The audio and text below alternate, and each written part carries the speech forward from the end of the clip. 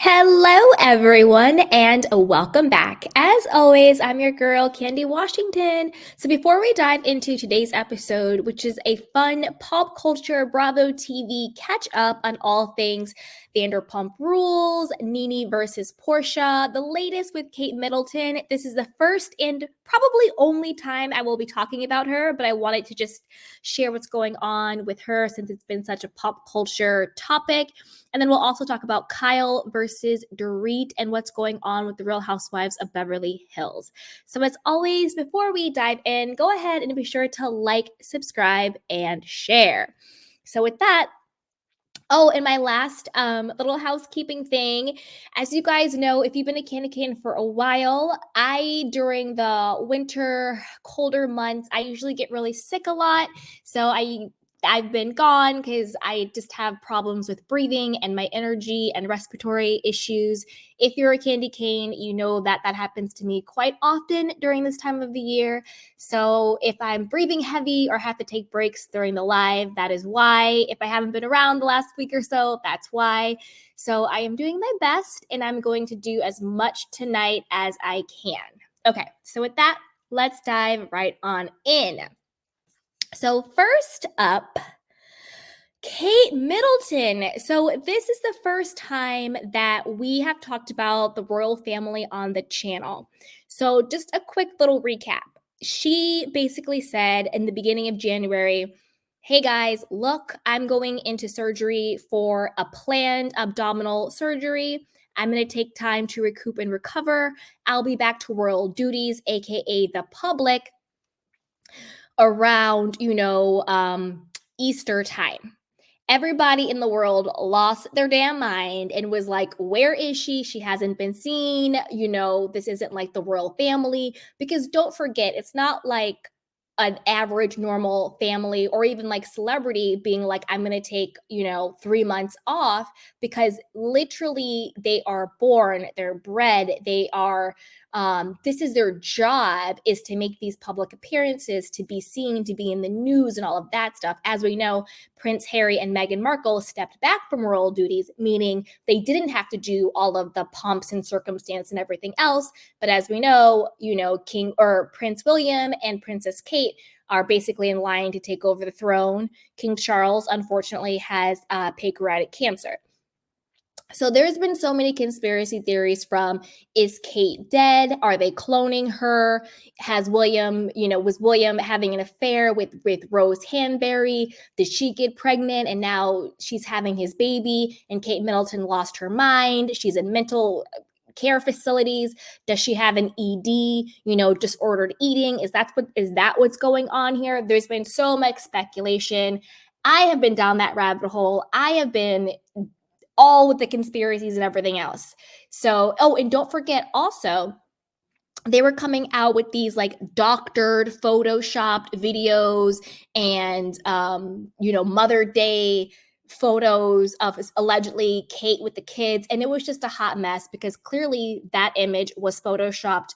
It basically took her face from the Vogue magazine cover she did, and then it copied and pasted and chopped it up and photoshopped it all the way up with the kids. So that was a fake photo that got debunked. They then had Prince William and Kate allegedly shopping at some farmer's market, and she's happy and all of this, that, and the third. That woman looked nothing like Kate. We did the still, the face was totally different. Kate is very, very thin, but this woman was thin in a different way than Kate. She didn't walk the way she did. She was actually taller than Kate. So that also was like a fake video that was over on TMZ. So that just sort of added fuel to the fire when it came to the conspiracy theories around, where is Kate? Is she no longer with us? Was there some sort of scuffle? Was there abuse? Was there infidelity? Was there an outside baby? Like, what the hell is going on? So she finally spoke out today, and we have the video, and she talks about what is actually going on with her. So let's watch the video. Then I'll read the article from People Magazine, and then we'll talk about, do we think this is the truth?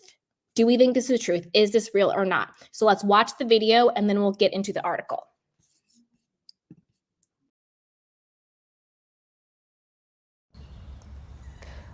I wanted to take this opportunity to say thank you personally for all the wonderful messages of support and for your understanding whilst I've been recovering from surgery. It has been an incredibly tough couple of months for our entire family, but I've had a fantastic medical team who have taken great care of me, for which I'm so grateful. In January, I underwent major abdominal surgery in London, and at the time, it was thought that my condition was non-cancerous. The surgery was successful. However, tests after the operation found cancer had been present. My medical team therefore advised that I should undergo a course of preventative chemotherapy, and I'm now in the early stages of that treatment. This, of course, came as a huge shock, and William and I have been doing everything we can to process and manage this privately for the sake of our young family. As you can imagine, this has taken time. It has taken me time to recover from major surgery in order to start my treatment. But most importantly, it has taken us time to explain everything to George, Charlotte, and Louis in a way that's appropriate for them and to reassure them that I'm going to be okay. As I've said to them, I am well and getting stronger every day by focusing on the things that will help me heal in my mind, body, and spirits.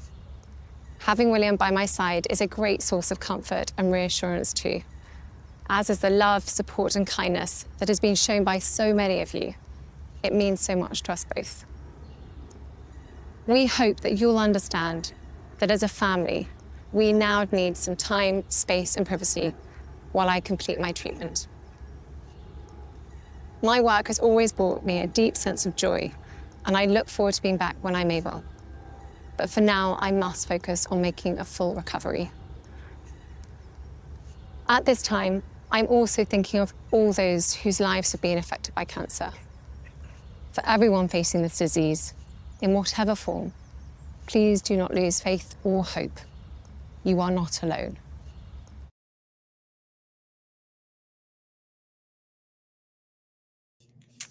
Okay, so first off, sending love and healing and positive energy and vibe to Princess Kate, to her children, to the whole family, to all of that stuff. I feel terrible for her. Heart goes out to her. Now, after her announcement that she has cancer, and this is the first time I've talked about her publicly, this will probably be the last time, because when it comes to that, I just want to honor her diagnosis and what she has going on. And I personally do believe her. I do think this is the truth. I don't think this video was AI generated. I don't think this particular video was photoshopped or fake. I think that this one is real. The past videos, I think that was a Kate Middleton double. I don't think that was actually her. The Mother's Day photo, that was already debunked as being photoshopped. But I do think that this is genuine, and I do think that this is real. With that being said, I think that multiple things can be true at the same time. Do I believe the rumors about Prince William having an affair with Rose Hansberry? In my personal opinion, again, all of this is for entertainment only, opinion-based, allegedly. Do I think he still is having an affair with her? Maybe, maybe not. Do I think he did? Yes. Because those rumors go all the way back to 2019. From like 4 or 5 years ago, there have been blind items about Prince William and Rose Hansberry. Rose Hansberry, she's sort of like a UK socialite. She's married to another like royal, like all of that stuff. She's like a model. She's one of Kate's really good friends. Well, at least they used to be good friends. I don't know where they stand right now. Like, if you're having an affair with my man, you're no longer my friend, but whatever the case is. So I do think that there is probably some truth to that. I don't think that Rose was pregnant with William's child, and that's why Kate had a mental breakdown. I don't think that. I don't think that. Does Kate Middleton have disordered eating, which has been a rumor going around there? I have my thoughts on that, but I think out of respect, I'm not going to say what my thoughts are on that, because that's not a line I want to cross publicly, because that's such a personal thing. If we learn nothing about esophagus gate and people's body images, I'm just saying it because it is a public rumor that is out there. I'm going to refrain from saying what I think is going on with her when it comes to that. Now, there's also been a little bit of not necessarily backlash, but the question of what type of cancer does she have? I think that she has every right not to disclose the type of cancer she has. However, I think that if you are a woman, it's pretty obvious what type of cancer she has. I have my thoughts on what type of cancer she has. I'm not going to say what I think it is because, again, I don't want that karma coming back to me. I don't want that juju out there. I don't want to comment on what type of cancer does somebody have. That's pretty dark and morbid. But I do have my thoughts on what I think it is, just given the context clues and everything we already know about what she put out there. It's not that hard to figure out what kind of cancer she has. So with that, I just wanted to talk about it because it's been such a pop culture phenomenon. You go on TikTok, everyone's talking about it. It's totally all of these things. In my opinion, I do believe in conspiracy, but I also believe in sometimes the simplest answer is the correct one. And I do believe her. I don't think she's hiding something deeper and darker. I don't think that this is some other big cover up. I do believe what she said is true. And that's where I'm going to leave it, given that I do think that what she is saying true and it is a cancer diagnosis. I'm going to leave it there. But I want to know what you guys think about this. Like, have you been following it? You know, Kate Gate, where has she been? What conspiracy theories did you hear? What did you believe? And do you believe her? Or do you think this was AI generated, like some people are saying? You know, do you think it's a bigger cover up? Again, I think multiple things can be true. I think what she is saying is true. But I also do think William was stepping out. I do think that there has been marital issues. I do think there may be some other things going on. Do I think she had a mental breakdown? No. Do I think she's been in psych wards? No. That stuff, I don't believe. I think that she has a maybe unfortunately normal marriage where unfortunately it has been so normalized and common for a spouse to cheat. I think the majority of people, unfortunately, have been cheated on. So do I think William has stepped out on her? Yeah. Do I think she had a mental breakdown because of it? No. So that's kind of where I'm going to leave it with that. But I want to know what you guys think. And I hope she is doing well. I'm sending lots of love, lots of well wishes, and I'm going to respect her and give her privacy, time, and space. First time talking about it publicly, most likely my last time talking about it publicly. But I want to know what you guys think, so leave it down below. So next up, let's talk about Porsha versus Nene. Dun, dun, dun, dun. I have a hot take on this situation. So for those of you who may not know, Porsha is returning for it's either season 13 or 16 or something like that. She's returning for the upcoming new season of Real Housewives of Atlanta. As we know, Tanya, I think her name is, or Sonia, whatever her name is, the Olympian, she was so boring. I don't even know what her name is, but she's not coming back. We know that Kandi Burruss is taking a pause. She says that she was asked back to the show, but she has decided not to come back. And I believe Phaedra is coming back. I believe, correct me on that if I'm wrong. Phaedra's been so booked and busy with Married to Medicine and The Traitors. I'm not sure if she's coming back to Rower or not. So check me on that, but I think she is. But we do know that Porsha's coming back, you know, and we also know we have a couple of new peaches coming. Kenya will be back as well.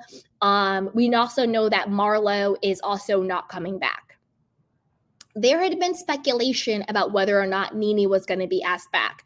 I always said when hell freezes over, will Bravo or NBC or Andy Cohen give Nene another chance to be on one of their shows. I just don't see that happening at all. And as far as we know, Nene's not coming back. Now, I want to keep that in mind when we dive into this alleged beef between Nene and Porsha. And then I'm going to tell you what I think is really going on. So let's read. This is from Radar Online, and it says leaked. Read Nene leaks text about confronting Porsha Williams about her allegedly refusing to work with her in Upshaws. I have the leaked text, and we'll look at them. Nene leaks confrontation with Porsha Williams about allegedly refusing to work with her on the set of The Upshaws is being exposed for all to see. The Real Housewives of Atlanta former co-stars didn't hold back while brawling back and forth in text messages that have since been leaked to Radar Online. As this outlet reported, leaks accused Williams of trying to sabotage her television career by allegedly telling Netflix producers she couldn't work with Nene due to issues they have after discovering they were set to appear alongside each in the Mike Epps sitcom. Instead of coming to her rower frenemy directly, Williams went behind her back to the show's bosses. In the end, Porsha was replaced with Cynthia Bailey. Leaks and Williams' heated conversation is now making the rounds with screenshot exposing their text war. The ex-Georgia Peach opened the chat by writing, "I am shocked to hear that we have issues and you didn't want to work with me. Wow, just wow." So is she doing a throwback to Ramona? Wow, Bethany, wow, just wow.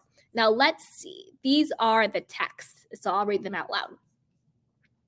Nene then launched into how they've recently gone on double dates with Nyon Silasio, if I'm pronouncing his name correctly, and Simon Gubadier, who Williams is currently divorcing. "This is sad," Nene later wrote. "We are Black women that need to work, not stopping each other from working." Porsha immediately responded by accusing Leaks of failing to reach out to her after she filed for divorce from Simon last month. "And this is your first text? How, who, and how the F do you not check on your little sis?" she replied. Porsha continued by claiming Nene had already taken a side in her breakup with Simon, adding she was good with that. Porsha told Nene that she's shown loyalty time and time again. "I've also shown concern and genuine love during all of your hardships, but I never get it back," she continued. "It's cool, though. When people move differently, so do I." Listen. Let me finish this. And then I also have the video of Nene talking about it herself, too. So Porsha goes on to say that her response didn't sit well with Nene. "You are wrong in every way. You went extremely too far," Nene wrote back. "Nothing you are saying is valid enough to go to her production company and say you don't want to work with Nene because she has issues in the past." Nene concluded by addressing Williams' divorce. "As far as Naomi and Simon are concerned, they have their own relationship and I have nothing to do with that," she told Porsha before the screenshot of the text message cut off. So Naomi is the guy that Nene that's her on again, off again boyfriend. I guess they're on again. Simon Gubadier, as we know, is the big fraud, probably being deported, Fallon's ex-husband that Porsha happily stole. Okay? So let's hear it from Nene's mouth herself. And then I'm going to tell you guys what I think is actually going on with this whole situation. Because I think there's something else going on that they're not actually saying. Okay?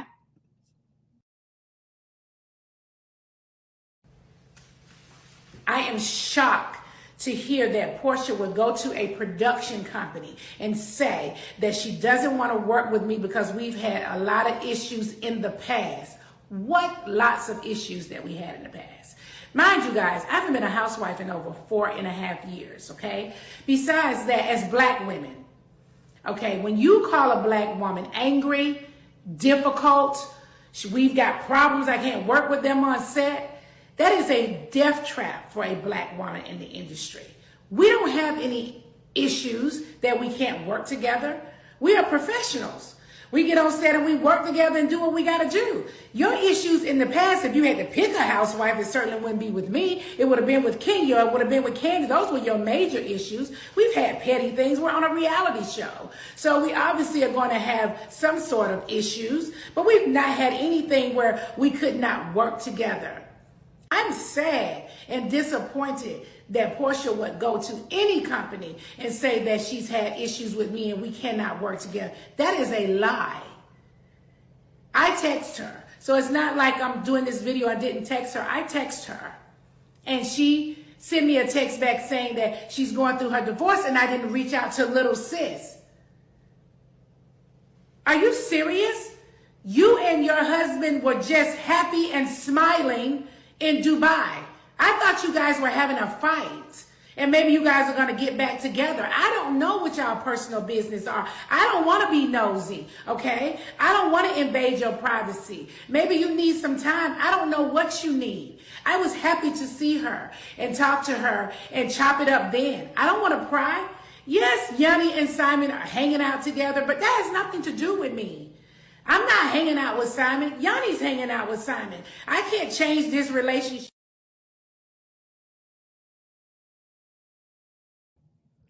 Okay.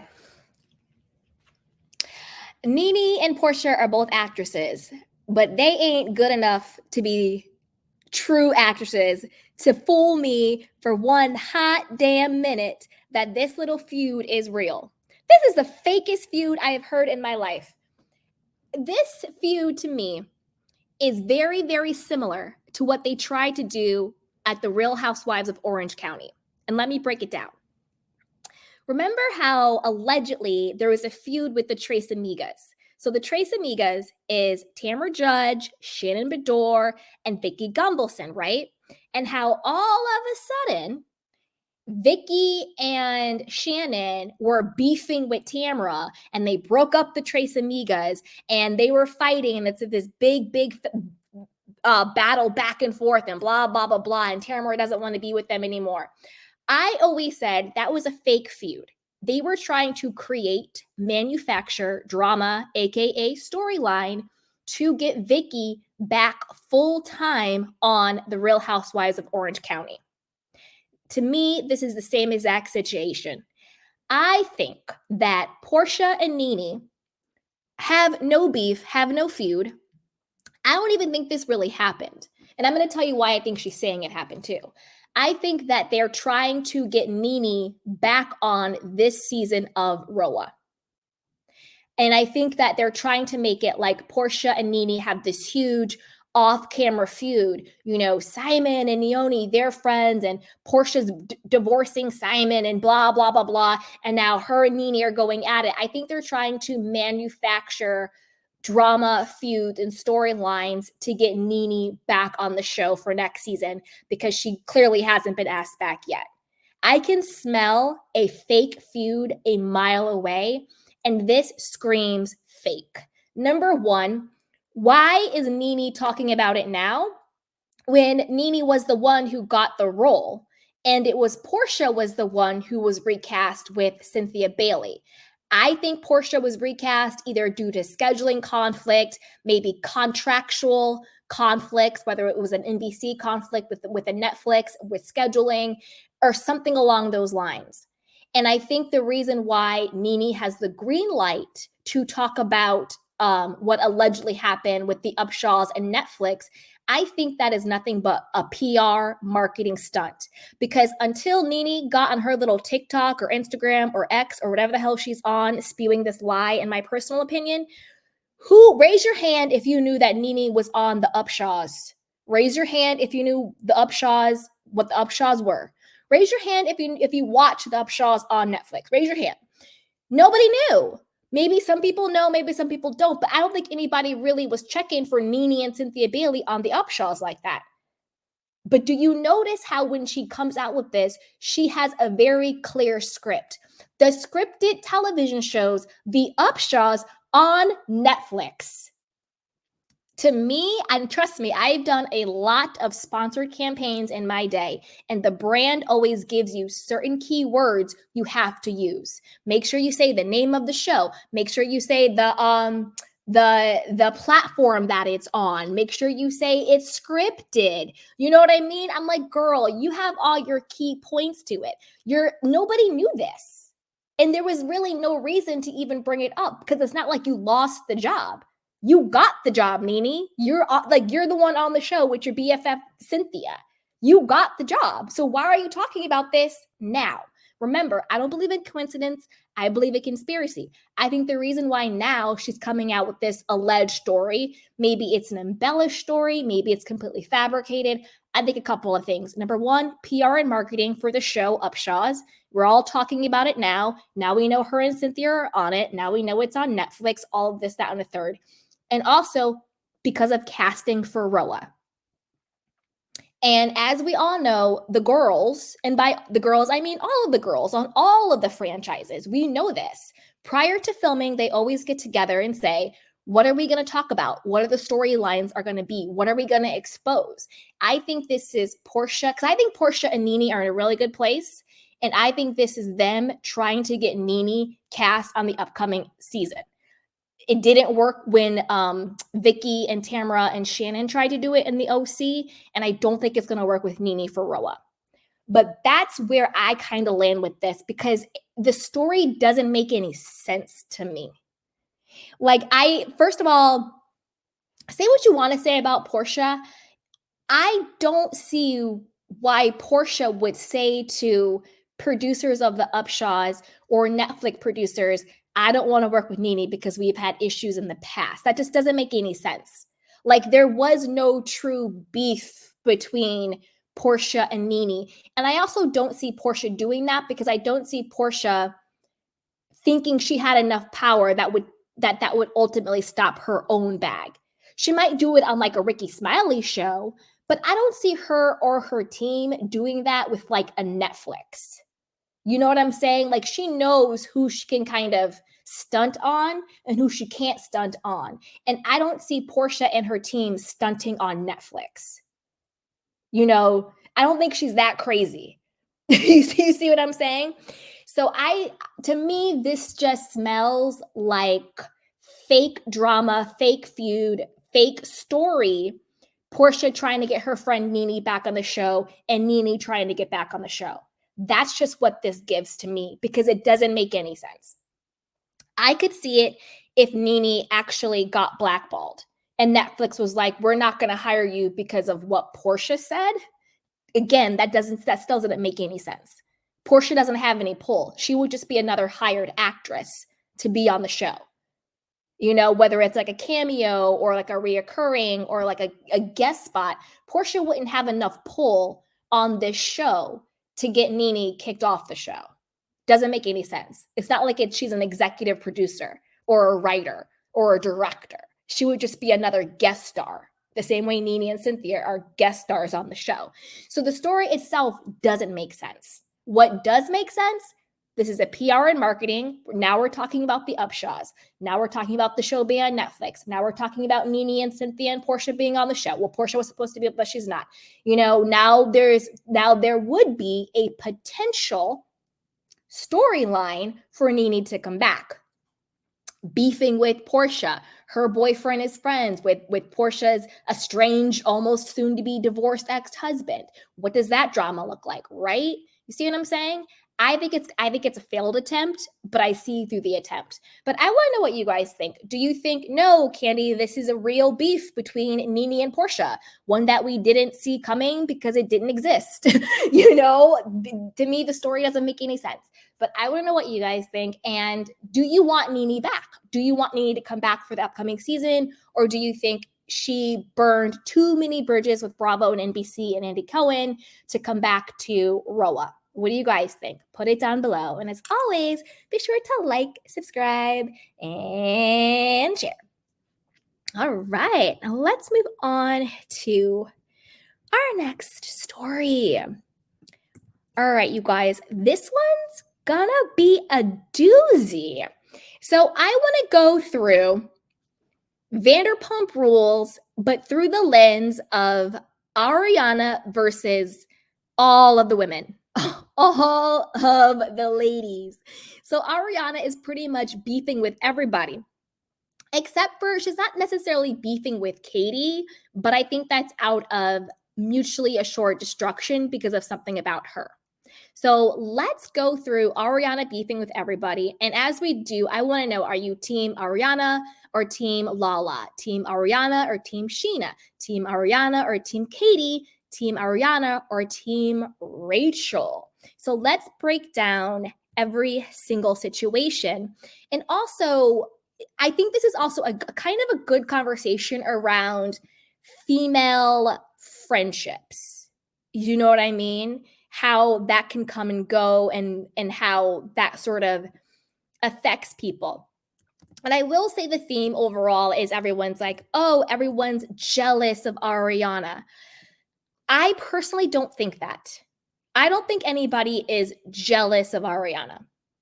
And I think a lot of times, particularly when it comes to female friendships, women are always like pitted against each other, as in, oh, this person's doing well. So, and because you have an issue with it, you must be jealous. No, you could have an issue with someone doesn't make you jealous of them. It just means you have an issue with them. You know, jealousy and having an issue with someone are two different things. So, as you guys can probably tell whose side I'm on, but I'll wait to expose that later. But I want to know what you guys think about just the conversation around female friendships and jealousy. What does that mean, right? So, first, let's talk about Ariana versus Lala. Okay. So this is according to Us Weekly. It says Lala Kent addresses rumor Ariana Madix eviscerated her at the Vanderpump Rules reunion. Number one, can we stop recycling words? We already used the word eviscerated for Erica Jane and Kyle Richards for the Beverly Hills reunion. Let's find new words, people. Anyway, Lala Kent teased where her relationship with Ariana Madix stands after filming the Vanderpump Rules season 11 reunion. I think the exact fan tweet was Ariana eviscerated Lala at the reunion and it was friendship ruining. And only one of those things is true, Lala said during the Wednesday, March 20th episode of The Talk. I'll let you all decide. As the cast got together on Saturday, March 16th to film the Bravo reunion, rumors swirled about certain cast members being on the outs after season 11. Lala and Scheana in particular have been called out for filming with Tom Sandoval after his cheating scandal with Raquel Leviss. I stand by everything I said last season, even last season's reunion, and I stand by everything I said this season, Lala continued on Wednesday. I'm in a different place than I was last year. Sandoval ran very parallel with where I was in my heartbreak after my split from Randall, so I was out for blood. She added, now before we started filming this season, I knew I was going on this journey to potentially bring another child into the world. And I just knew I need to be soft. I need to try to practice compassion. I appreciated that when people did it for me. I would appreciate it if someone did that for my daughter, if and when she messes up tremendously. Before season 10 premiered last year, Lala and Randall 52, who share Ocean Now 3, called it quits. Vanderpump Rules season 10 picked up with Lala facing life as a single mother. Well, as a co-parenting mother. Because you guys know how I feel about throwing around that single mother term. she's a co-parenting mother. Let's call a thing. Which led to her journey with IUI. She announced earlier this month that she's expecting her second child via a sperm donor. Bravo viewers were in for a surprise in March 23 when news broke about Sandoval's split from Ariana. We all know about that. Okay. So basically, the beef between Ariana and Lala is this, that Lala basically feels that Ariana has gotten too big for her britches, that she's very self-absorbed. She's all about herself. You know, Lala's confused. You know, you're saying that Sheena can't hang out with Sandoval. You're saying I can't hang out with Sandoval, but yet you live with him. You know, it seems to be a little bit of hypocritical for you to say that we can't be friends with him and hang out with him, but yet you still reside in the same home with him. And then, you know, Lala would bring it back a lot to like her situation with Randall and all of that stuff. And then she also felt that Ariana was being a little bit not a good friend to Sheena when Sheena was being like 10 toes down for her, but she wasn't really reciprocating that same type of loyalty, like not telling Sheena that she got Dancing with the Stars and like other opportunities that came up that she knew would be either important to Sheena or things that you would just normally share with your friends. And that Ariana kind of got a big head about everything and felt holier than thou. Now, this is where I land on this situation. I don't think that Lala is jealous of Ariana because we're getting a lot of that. Oh, they're jealous. I don't think that. I think that what happened was both Lala and Ariana were in very similar yet not similar situations. And I think Lala was raising awareness to how what happened in her situation versus what happened in Ariana's situation. Being number one, both Lala and Ariana were at some point the other women to greater or lesser extents. We're going to call a spade a spade. Ariana was cheating with Tom when he was with Kristen, and Lala was cheating with Randall when he was with his wife. They both were the other women. They both got cheated on in very big ways. Randall was cheating on Lala and maybe doing some other nefarious, gross things that he has allegations and lawsuits and all of that going on. I'm not going to touch on that stuff because it's really dark and people like to sue people for having opinions. But just Google it, LA Times article, Hulu documentaries on the evil and the alleged evil and darkness of Randall Emmett, which in my personal opinion does supersede what Tom Sandoval did. Also, Lala's kind of like, and I also have a child. Like I have a full human being with this person, and I'm also trying to figure out how to take care of my child and navigate that while breaking up with this person who has cheated on me, who has done all these horrible things to me. But Ariana gets to stay in the house and they don't have children. And yes, he cheated, but like a lot of people get cheated on. And like we get that, you know, we're not saying that your pain isn't meaningful, but you're not the first person in the history of the world to have a cheating boyfriend. When quiet as is kept, you had no problem being just as dismissive and narcissistic and rude to a lot of people, just like he did. To be honest with you, Ariana and Tom Sandoval are very, very similar. They have very, very similar personalities. They're condescending as hell. They're dismissive as hell. They think they're the smartest, coolest person in the room. And they're not very nice. And that's my personal opinion. I personally don't like Ariana as a person. Not personally, because I don't personally know her, but I don't like her. I don't like how she presents herself. She is mean. She is. You go back and watch how she's treated all these people on the show. She's not a very nice person. Doesn't mean I don't have compassion for her. And it doesn't mean I don't think that what happened to her was wrong. But she's not that nice of a person. And so I get where Lala is coming from, where she's just like, listen, I'm not perfect. Nobody's perfect. But I had something really horrible happen to me, and the entire world didn't bend at my knee because this happened, and I had to take care of me and my child. Now, where I disagree with Lala is where she comes at Ariana about living in the house. You know, Lala had to get her child out of that home, I think, for like protection and all this other stuff going on.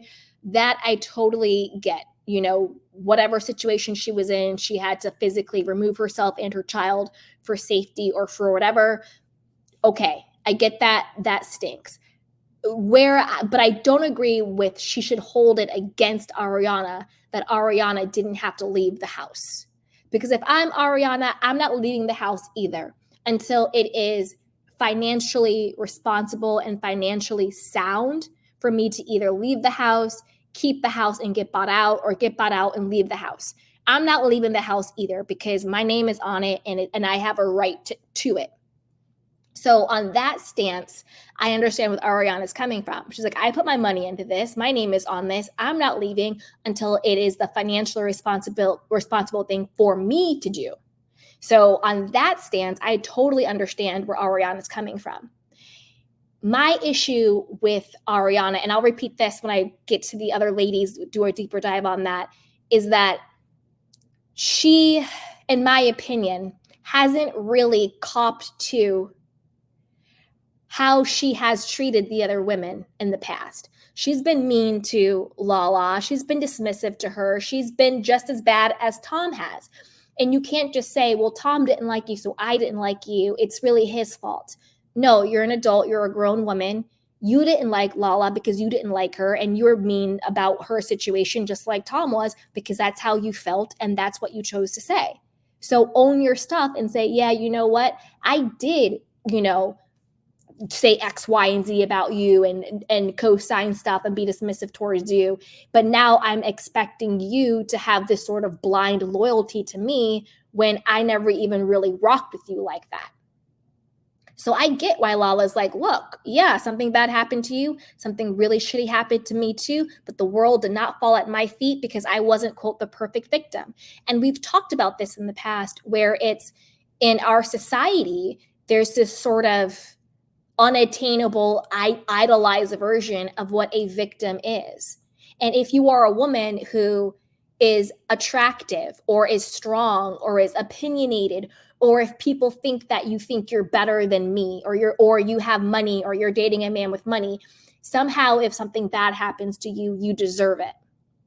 But if you're a different type of woman, more submissive to the man, like Ariana was with Tom, long suffering and all this other bull crap, then all of a sudden when the same thing happens to you, you're a martyr and everybody identifies with you and you get the revenge body and you get all this other stuff. When at the end of the day, these are two women who are imperfect, because we're all imperfect, who were treated very, very horribly by two men. But yet one gets called a mistress and everything else, and another one gets exalted to this untouchable status. Because in our society, we still have this myth of what a victim looks like and is supposed to be. And a lot of women who owned their power and owned their voice get punished for that. Because I bet you if Tom Sandoval had the money and the clout and the influence that Randall had or pretended to have or whatever it was, and then this happened to Ariana, I bet you the general response would be very, very, very different. Oh, she's nothing but a gold digger. She deserved it. Blah, blah, blah, blah. What did you expect would happen to you? And that's a bigger conversation, but I think that's what they're getting to. It even happened with Stassi. Stassi, imperfect person, but when Jax was sleeping with Kristen, her best friend, a lot of people were like, well, you deserve it because you're mean, Stassi. You think you're better than everybody, Stassi. You're this, that, and the third, Stassi, blah, blah, blah, blah. And Stassi had never even cheated on Jax, right? So again, it's like, unless you are sort of this long-suffering woman, if something bad happens to you when it comes to affairs or men, somehow the world thinks you deserved what you got. And I think that's more of where Lala is coming from with this whole situation, you know? And I do think that, Ariana stands on like, you can't talk to him if you don't want to talk to me and blah, blah, blah, blah. It's a bit much. It's a bit much. It's a lot. So I want to know what you guys think when it comes to Lala versus Ariana. Not necessarily whose side are you on, this team or that team. I know I said that because it's being fun for what we're doing. But do you see both sides, or whose sides do you see more, or what do you think is really going on between these two women? So put it down below and be sure to like, subscribe, and share. So with that, let's move on to Ariana versus Sheena. Now, is this the relationship / friendship that we ever thought we would see come crumbling down? And again, this might be, let me see. Okay. This might be an unpopular opinion because I'm seeing so many people Sheena bashing on social media. Oh, Sheena's Sheena-ing. She's making everything about her. I have a very different opinion about this. Like, I know Sheena can be a lot of things, but I have a lot of empathy for what she's going through. Now, when it comes to Sheena and Brock, I have a whole lot of thoughts on that. That's for a whole different video. But when it comes to Sheena and the Lala situation, or Sheena and the Ariana situation, again, I don't think Sheena is jealous of Ariana. And I've said it before, but I think it's very lazy work to just say that she's jealous of her and that's why she's feeling some type of way. To me, that's not actually using our emotional intelligence and nuance and understanding levels to friendships. I don't think that Sheena is jealous of Ariana. This isn't jealousy. This is something else. So let's read and then we'll dive in. So this is from People magazine. Sheena admits to feeling not valid as she learns Ariana is living her Dance to Make the Stars dream. I'm afraid to express how I feel because it's not about me. It's never been about me. It's only about her. So I'm struggling with having any conversation with her lately, Sheena says of Ariana. Sheena Shea knows her friendship with Ariana Madix has changed amid the fallout of Scandival. In a preview for next week's episode of Vanderpump Rules, the Good as Gold singer tells Lisa Vanderpump that she'd had the most emotionally draining day while grappling with forgiving Ariana's ex Tom Sandoval for his affair with Raquel Rachel Leviss. I cried so much my eyelashes were dry and hurt, she admits. I'm going through the stages of grief with Sandoval. What do you mean grief? Or what you have, Lisa, 63, asks Sheena, who responds, yes, of that friendship. So Sheena's saying she's grieving the loss of the friendship she had with Tom Sandoval. When Lisa asks if she's worried that Ariana, 38, will be upset if she befriends Sandoval again, she responds, it's just hard when I tried to tell her how I'm feeling when it comes to Sandoval. She literally said, I don't want to hear about it. The reality star admits that she no longer feels she can talk openly with Ariana, saying in a confessional, I've done everything I can to be ride or die for her, but is it not enough still? I'm afraid to express how I feel because it's not about me. It's never been about me. It's only about her.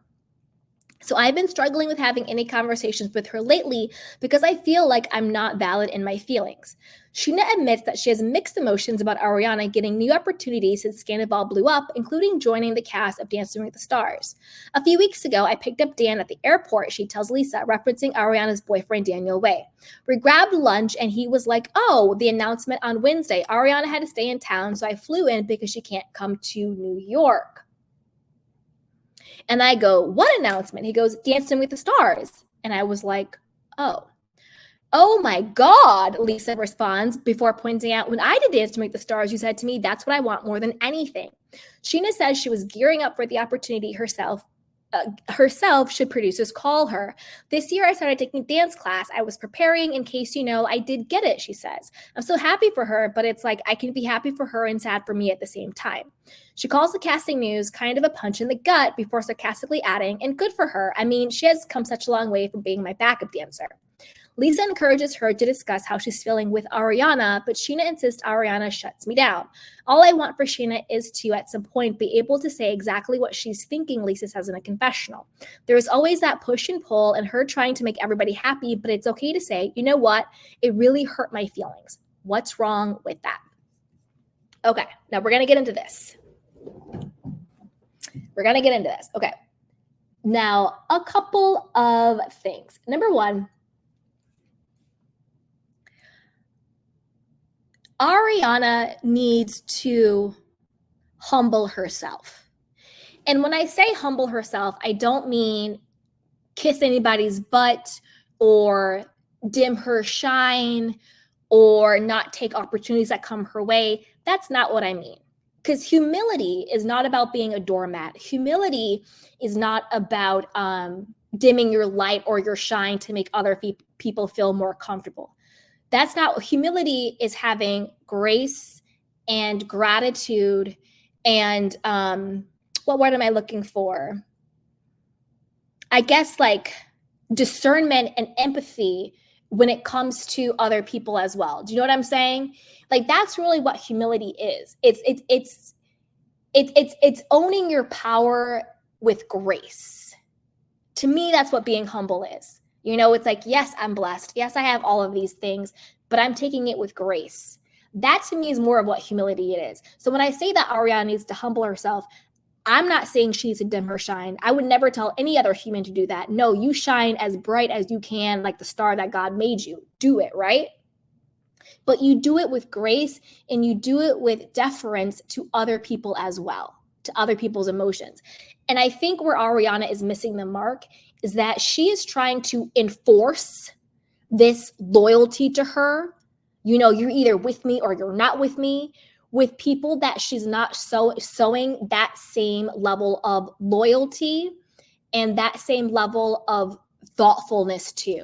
Like she wants everybody to shout out to the Real Housewives of which Real Housewives is it? I can't remember it. It's like Sydney or Cheshire or one of them, where Gina's like, everybody. Anyway, I'm getting sidetracked. Anyway, so Ariana wants everybody to defer to her feelings, to her emotions, to what she needs, to be thoughtful of what she's going through, of what Tom did to her. And you need to ride with me. And if you don't ride with me, then you're dead to me, right? She's wanting this blind loyalty from people that she's treating like crap. Don't expect me to ride into the dawn with you when you're not riding into the dawn with me. Hell no. If I'm being loyal to you, you're sure as hell going to be loyal to me, because this is a two-way street, boo-boo. It's not a one-way street. It's a two-way street. And that's where Ariana is falling flat. You know, that's where she's really falling flat, because she knew how much Dancing with the Stars meant to Sheena. Everybody knew how much it meant to Sheena. Come on now. So when she got Dancing with the Stars, she should have given her the heads up.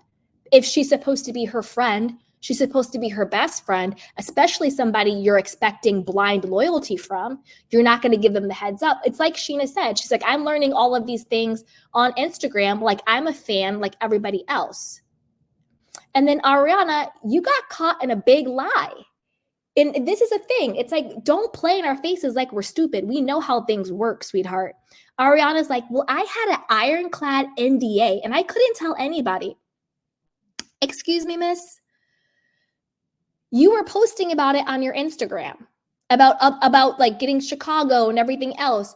And then also Dan, your boyfriend, knew about it. He was the one who told Sheena.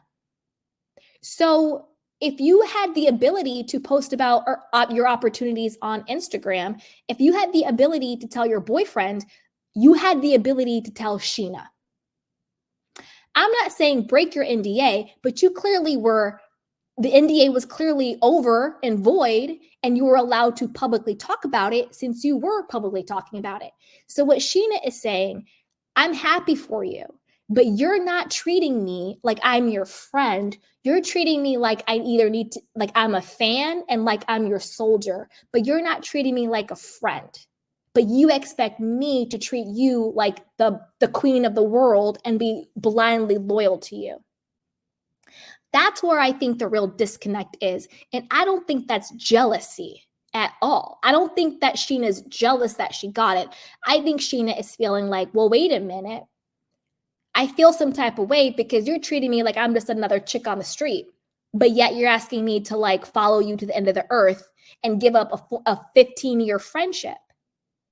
Also, I think a big factor is this also did happen to Sheena in the sense of, to be honest with you, Sheena got the brunt of this even more than Ariana, to be honest, because Ariana, stop lying, girl. You knew your relationship was trash. You knew it was trash. You knew that it was one leg out the door, one leg in the door. You knew you guys weren't sleeping together. You were fighting. You know, he was never home. And as you said at the reunion, he would tell you what to say to keep your story straight, and you were totally fine with that. Now, I say that, but I'm not saying that it was okay for him to cheat on her. That's not what I'm saying. If you were in an unhappy relationship, you end the relationship. You don't cheat on someone and make a fool of them, especially with somebody who's claiming to be their friend. I'm not saying that at all. But Ariana needs to stop acting like she was left at the altar by this man. You weren't left at the altar. Come on now, girl, get with it.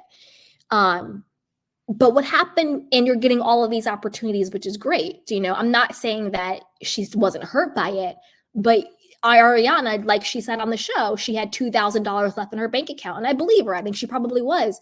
You know, it's honestly kind of scary how many of these people, particularly on Vanderpump Rules, and I'm sure other reality stars, are so broke. Like Tom was saying he was broke. He had to go tour. Schwartz was saying he was broke. Ariana said she had $2,000 left. You know, she was saying she was broke until Scandal. You know, and Sheena was saying how when she was pregnant, which was maybe like 3 years ago, during COVID, she said she was broke, didn't have any money coming in. Now Sheena, Side note, because now I'm going to talk to Sheena real quick. Sheena, girl. What the hell are you doing with Brock? Ain't no way I'm going to be pregnant with a full-grown man's baby, and I am so broke with zero money coming in that I'm going to need Tom Sandoval to cash at me a couple of grand to stay afloat. What the hell is Brock doing? What is Brock doing? Because Sheena said she was pregnant. Her podcast at that time had gotten canceled, and she didn't have any money coming in. What is Brock doing? The man who put that baby in your belly, the man who was living with you. What is he doing? Sheena, do better. But Sheena, this is your fault because you knew who you got with. You knew that this was a man who had no problem deserting his own children. And if a man will desert his own children, he will sure as hell desert you. And in my personal opinion, Sheena, girl, you in danger. And we've been seeing how Brock talks to you this entire time. I got my own speculations about Brock and his little friend O'Sheen over on Southern Hospitality, and how Brock is now wearing very, very high heels. Brock's heels are higher than mine. I'm not being shady when it comes to anybody's sexuality. It's not my place to speculate. But if you put it out there, I'm going to talk about it because you're the person putting it out there. But with respect, we know how we roll here. Everybody, we're inclusive here. We will shade everybody equally because everybody's equal. Sheena, girl, you done messed up. You should have watched my videos. Brock doesn't like you, boo-boo. Brock saw you as a cash cow come up. Anytime a man slides into your DMs as a fan, anytime a man is willing to desert his own children, anytime a man is willing to take your money to fund an app, you got a problem. That's why his name is not on the deed of the new house you got. Because I don't think y'all going to make it very much longer. And I don't even think he cares, because I think the moment he makes a little cute coin, he's going to be out. Because he used his connection to you with Bravo, with NBC, with being on the show, because Sheena was on, I think she was either on Watch What Happens Live or Juicy Scoop with Heather McDonald, or she was on some show talking about how, or maybe it was Jeff Lewis, talking about how, you know, Brock is like selling TV shows about like rugby or something. In my mind, I'm like, Brock only has these opportunities because he's with you. I don't think that Brock would be able to pitch TV shows, you know, if he hadn't already been on Bravo and NBC and all that stuff. And he just only saw you as a cash cow and a come up. Sheena, before you laid down and got pregnant with this man, before you married this man, you should have done some deep, deep, deep therapy. And you should have learned to love yourself first. That's why you are in one-sided marriages. That's why you are in one-sided friendships. You know, one-sided friendship with Sandoval. To be honest with you, the saddest part is I actually think Tom Sandoval, out of Ariana and Brock and Tom, I actually think Tom is the kindest to Sheena out of her so-called best friend Ariana and out of her so-called deadbeat husband Brock. To be honest with you, Tom Sandoval, I think, is better to Sheena than all of them. I know, and I'm gonna compartmentalize this because people have moments. I know what he did with the restraining order was horrible. I know what he did when he told her, "Oh, you're fake and we didn't have a friendship and you punched Rachel." I know that situation was horrible and dead wrong. I know that. I'm talking about in totality. In totality. That's why I think Sheena is having such a hard time letting the friendship with Tom go, because I do think in totality, Sandoval is actually a better friend to Sheena than Ariana is, and is a better friend to her than her own husband is. That's kind of where I land on that. And I think that's really, really sad. Really, really, really, really sad. But Sheena, you knew who you were marrying, and you made every excuse for him. And he's just treating you how he treats everybody because you knew who he was. All right, that was a complete tangent. Let's get back to Scheana versus Ariana. So, yes, again, I don't think it's jealousy. I think it's more of and I also think Scheana is scared to really go against Ariana because of backlash.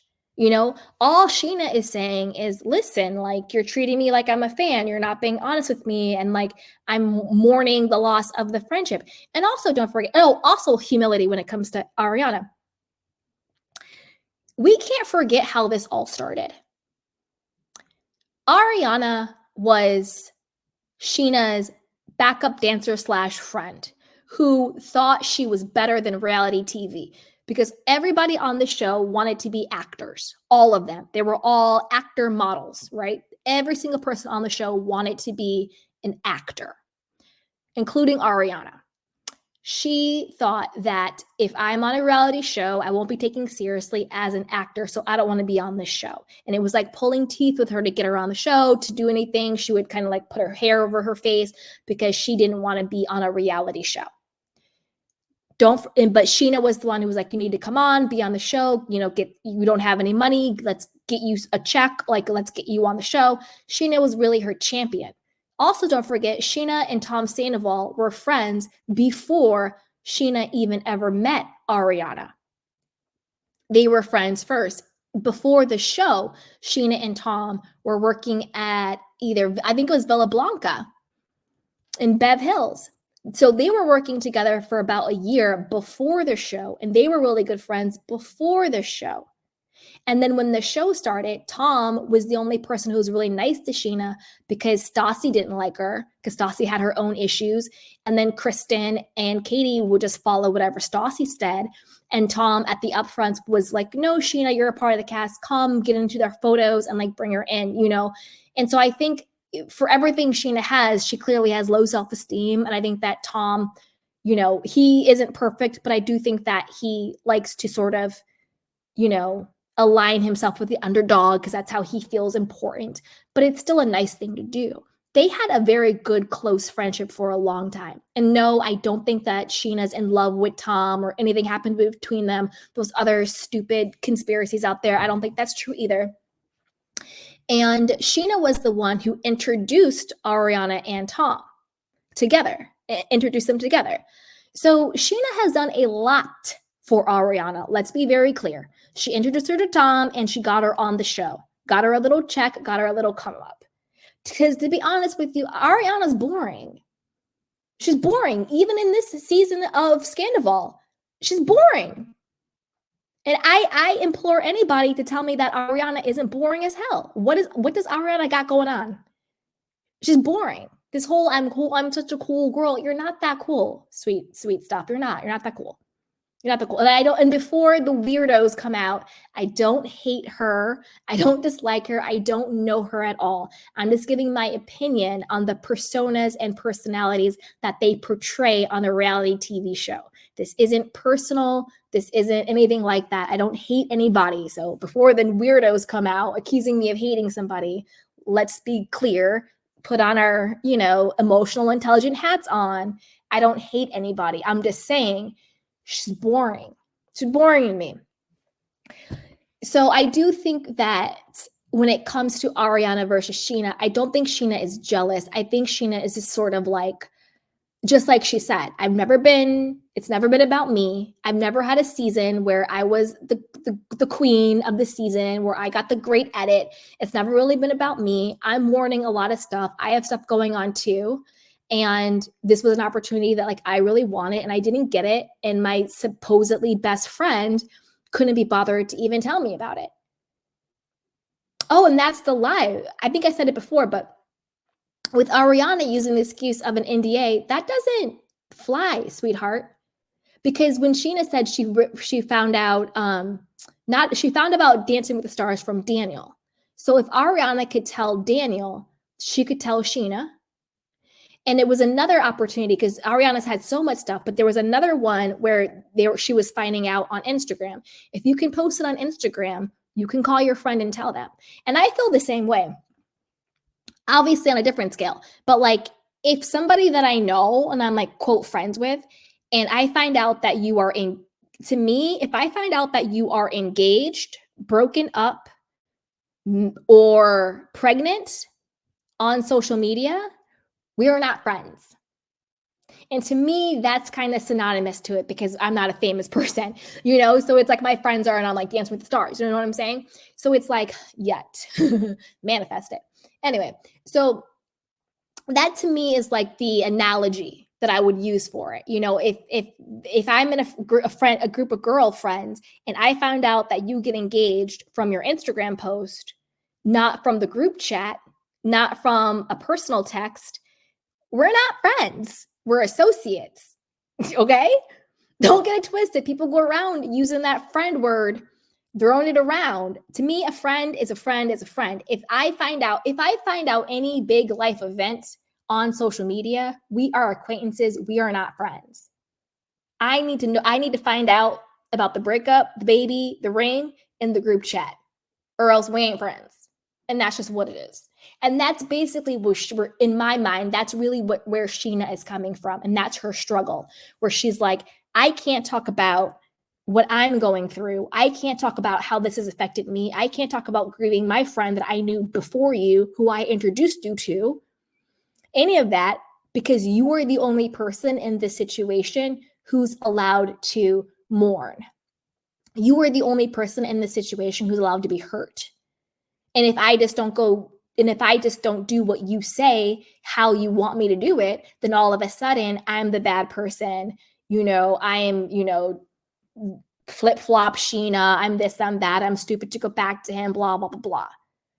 So in this situation, I'm on Sheena's side because you're not going to expect blind loyalty from me when you're treating me like another chick. Not going to happen. But I want to know what you guys think, I want to know what you guys think. What do you think about this? Everybody's saying Sheena's jealous. I don't think it's jealousy. And what do you think about Ariana expecting everybody to kiss her, to bow to her, but she's not showing that same type of love to them? And also, let's not forget, how Ariana said that she's not really close to these chicks. On the Call Her Daddy podcast, she was like, they're not like my inner circle. I don't really know them like that. And to be honest, Ariana has never really been a girl's girl. She's never really been down with the girls. I think she tolerates Sheena, but she's never been a true friend to Sheena. When? I'll wait. But as always, be sure to put it down below and be sure to like, subscribe, and share. So with that, let's see. Dun, dun, dun. I'm going to drink a little bit of tea because I don't want my throat to give out. I want to go as long as I can. Okay, let's see. Let's do Ariana versus Katie. Now, this is a lot. Let's do Ariana versus Katie. So this one isn't so much like Ariana versus Katie, but more of what's going on with the situation with their sandwich shop, something about her.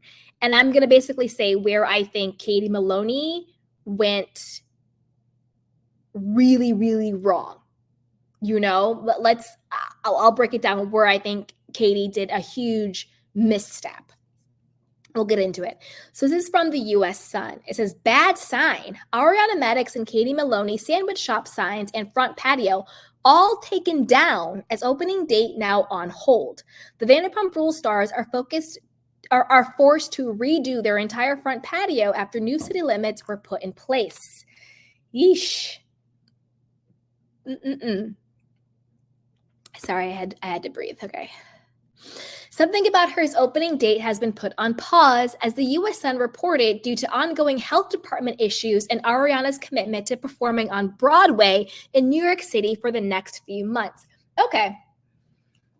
We don't even really need to read the rest of the article, but we will. But if you guys have your candy cane critical thinking hats on, does this sentence make sense to you?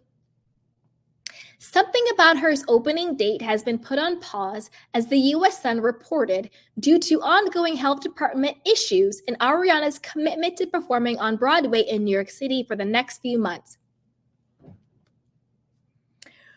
One of these things are not like the other. Let's read between the lines. Why would something about her opening date have to be put on pause simply because Ariana is performing on Broadway? That doesn't make any sense. Pretty sure Katie could oversee the design and the food and, the inspections and everything like that, with Ariana weighing in here and there, because this has always been Katie's baby. Always been Katie's baby. It's also saying due to ongoing health department issues. Now, I think the real issue is Ariana doesn't want to do it anymore. And they're using the excuse of ongoing health department issues and permits and all of this stuff. Because why would you put in the same sentence ongoing health department issues and Ariana dancing on Broadway? Doesn't make any sense to me. To me, this is like a cover up. It's like we're trying to conflate two different things, because I'm pretty sure that a lot of people own restaurants. Like for example, Lisa Vanderpump, she owns Pump. She did own Villa Blanca. Sir, she was on Dancing with the Stars. She was on, Beverly Hills. She didn't put everything on hold because she had to go do a show. No, she had everybody around her do it. This doesn't make any sense, but let's keep going. Now, another major problem has come to the forefront, a makeover of the entire front patio of Ariana and Katie's West Hollywood Cafe.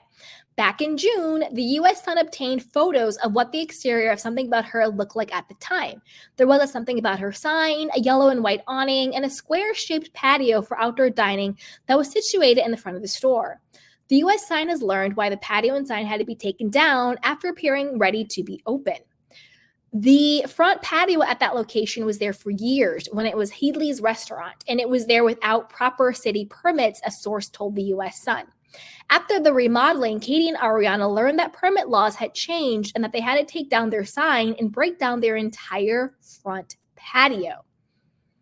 Now, what's seen in the photos obtained by the Sun is an empty sidewalk in front of Something About Her with the sign and awning no longer there. As of December, the Vanderpump Rules stars had to file a new permit with the city of West Hollywood, proposing a different outdoor dining area and a new canopy that's permissible within limits, as indicated by signage on the front door. The drawings that were submitted for the new outdoor dining space don't look the same as it was before, the source revealed. They're not giving up hope, since the outdoor dining area would be beneficial to the business and will allow for more seating space. What's taking time? Aside from the exterior, there are other issues that have to be resolved before opening. For one, the flooring needs a whole new makeover. Blah, blah, blah, blah, blah. It goes into like the health department said that the floor is not open. So now all of a sudden, after spending $300K on a build out, they have to redo everything, is what apparently is going on. The source continued, it's a cluster F. It's a lot of back and forth with city officials. Taking over this location has been bad luck from the beginning. It's like it's been jinxed because it's always something new. Then it goes in to talk about, what's going on. It has some interior photos. I mean, the inside looks really, really cute and everything. Anticipating opening. The process of getting Something About Her to open all began as far back as July 2021 when an LLC was filed. Bravo fans have been eager to visit the shop, especially after getting a sneak peek of it on last season of Vanderpump Rules. Co-stars Lala Kent, Tom Schwartz, and Sheena Shea have all gotten a bite of the tasting menu. Okay. This is the thing. Don't piss on my leg and tell me it's raining, okay? Don't piss on my leg and tell me it's raining.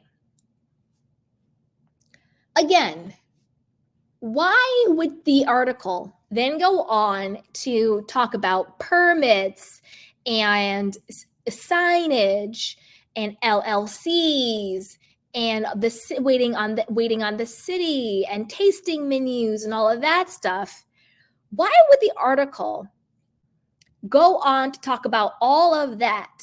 But in that very first sentence, like I said, why would it bring up Ariana's commitment to performing on Broadway in New York City for the next few months? Why include that sentence at all, unless that was the actual reason? Word on the street is this. Something About Her is basically Shorts and Sandy's part 2. Ariana being Sandoval and Katie being Schwartz. This is where I think Katie went wrong. Partnering with Ariana in the first place. Katie, Ariana don't like you, boo-boo. She don't like you. She don't. Ariana was mean to Katie, standoffish to Katie, not nice to Katie. All under the guise of, well, Tom doesn't like her. I can never get close to her and blah, blah, blah. She'd be like fake nice to her, but we all knew she didn't really like her. We would see what she said in confessionals. We would see how they treated her because she was with Tom. Tom didn't like Lala. She was mean to Lala. Tom didn't like Katie. She was mean to Katie, but she was nice to what's her face, Rachel, because Tom liked Rachel. And where did that get you? Never go into business. I'm not saying you have to be friends, but sure as hell don't be enemies. Never go into business with someone that you know doesn't like you. I don't know if Katie just missed the memo.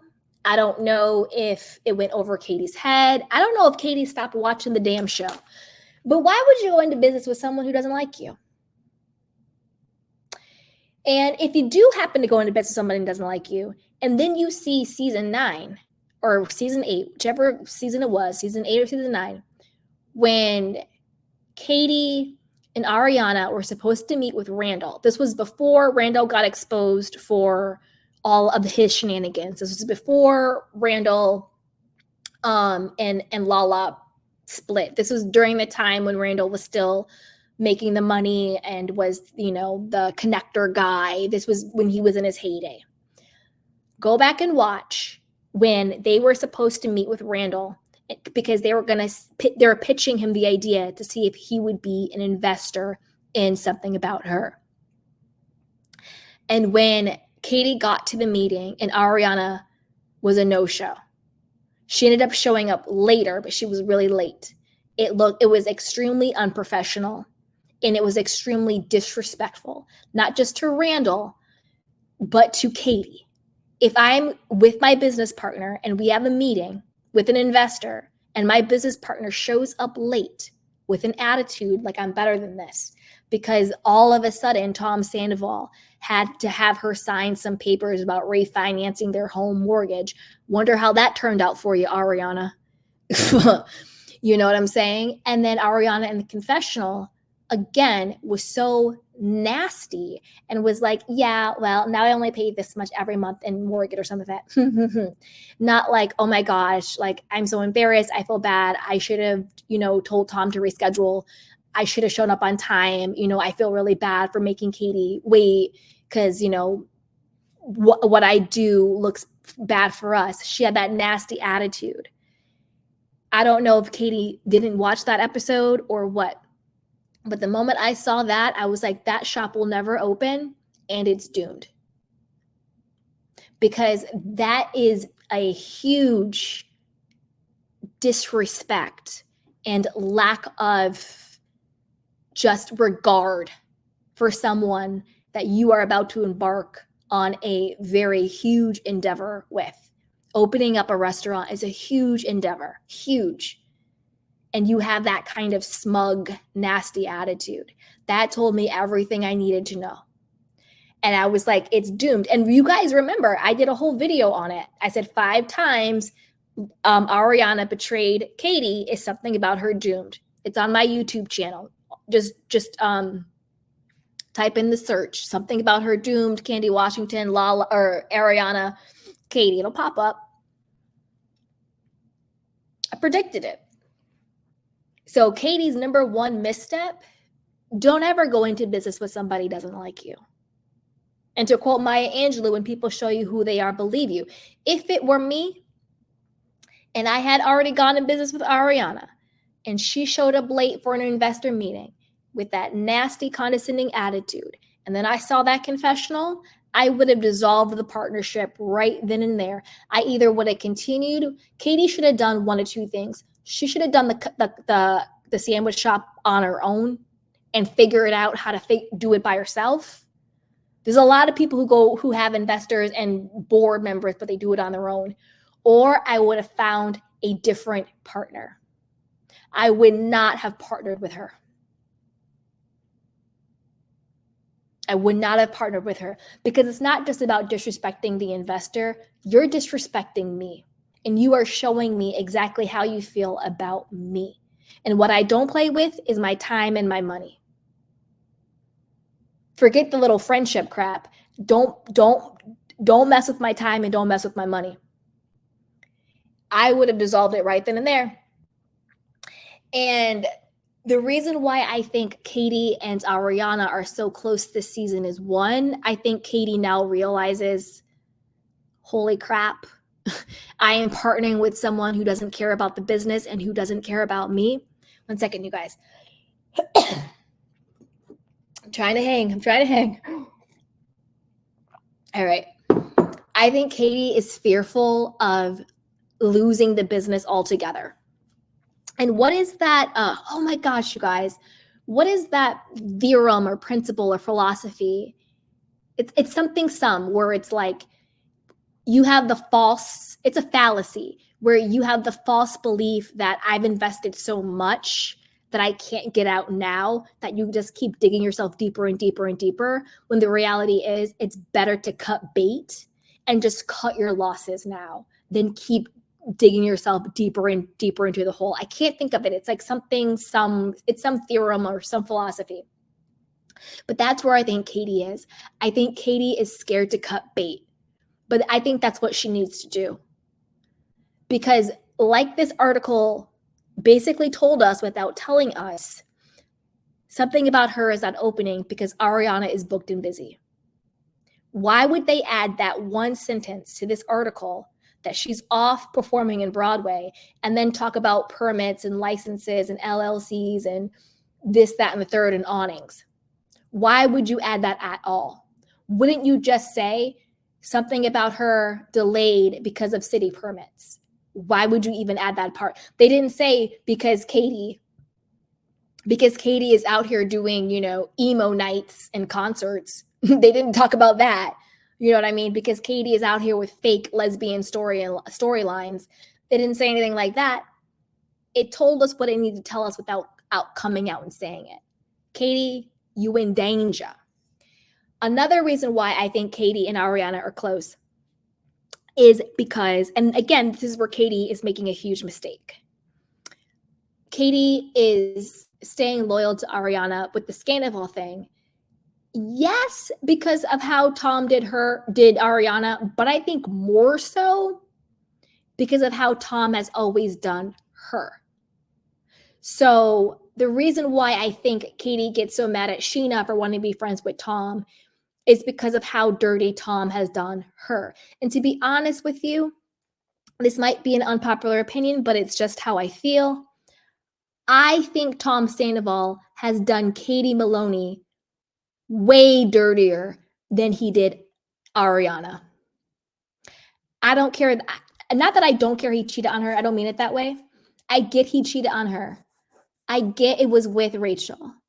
But I think in totality at this point, Katie was with Tom Schwartz for 12 years. They've been 12 to 14 years, right? Because they've known each other since they're all like late 30s, early 40s. And they've known each other since they were in their 20s. So this is well over a decade of Tom Sandoval being so dismissive and gaslighting and mean and divisive when it comes to Katie. I get it. Katie is an acquired taste, but I do think the way that Tom has poisoned people against her, talked bad about her, inserted himself in her relationship with Schwartz, in her marriage to Schwartz, has been disgusting and despicable. And the way that he has treated Katie systematically for years and methodically for years, I understand why Katie is 10 toes down on hating him. And I think her hatred for him is more rooted in what he's done to her and to her relationship and marriage with Tom Schwartz. So I think that's why Katie is so aligned with Ariana. Not so much because her and Ariana are really deep friends, but right now they have a lot of mutually invested interest. The future of something about her and the deep-seated hatred of Tom Sandoval. So it's almost like it's like that Cardi B song, you know, this B hate me and this B hate me, and sometimes they link up and they become friends. Like, to me, that's Ariana and Katie. They both hate Sandoval, so they linked up to become friends. You see what I'm saying? Like, that's kind of what it is. It's the mutual hatred for him. But I think Katie's hatred is more steeped into what he did to her. And I thought the last episode, I felt really bad for Katie because I feel like she hasn't healed yet in a place to receive Tom's apology. And I that made me feel really bad because I have my issues with Sandoval. We get it. He's a narcissist. He's blah, blah, blah. We talked about it ad nauseum. We get it. This is not me defending Tom by any means.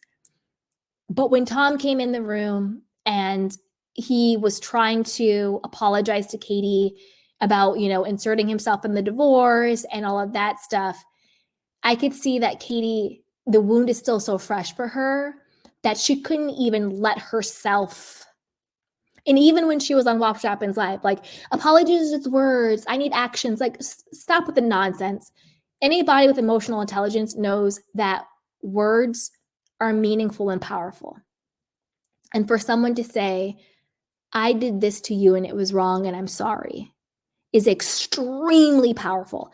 Again, I'm not talking about when people just do it performatively, like, oh my God, I'm so sorry I cheated on you. I'm going to cheat on you again. I'm sorry. I'm not talking about that. I'm talking about like actual vulnerability in communication with someone. But I think that Katie is still so hurt by it. And I understand it because she hasn't, this would be the first step in her healing anything with Tom Sandoval. So I get it. She couldn't even allow herself to go there with him, that she had to deflect. And the way she did that was when he was like, I wanted to apologize to you, you know, we are going through the divorce, you didn't need the extra stuff. I think that hit her so hard, she couldn't let herself go there. So she started to, well, what you did to Ariana, and like, you shouldn't be having parties here, and what you did to her, and you need to show her more respect. She couldn't sit in it. She couldn't sit in her own discomfort and hurt and need for his apology. She couldn't actually let herself sit in it because I think it would have hurt too much. So instead, she deflected from it because that moment should not have been about Ariana at all. It should have been about Katie receiving Tom's apology. But I think she's still so in the hurt of it, which makes sense because if this is the first time he's coming to her and saying he's sorry, it's on camera, it's unexpected, she doesn't have that resolve with him. I get that, you know, I'm not expecting her to be completely evolved in that moment. I get it. I think it's a very natural response for where she's at. But that moment should have been about her saying to Tom, thank you for that apology, because this is how you hurt me. But I don't think she was ready for it. And so instead of sitting in with him, she deflected to, oh, you're throwing parties with randoms with Ariana, and this is just words. And to me, it just was more indicative of not Katie being bitter, not her being miserable, not her being mean. To me, it's more of Katie being still in a lot of hurt. I saw a very sad, hurt person. And again, when we talk about women archetypes, because Katie has a mouth, because Katie stands up for herself, because she has a certain disposition, a lot of times people don't see her hurt as hurt. They see it as bitter. They see it as, they don't see her sad. They see it as miserable because she's a certain type of woman. pretty sure if she was like, oh my God, blah, blah, blah, type of, docile woman, it would be like, oh my God, she's so hurt. She's so sad. Because that's palpable, right?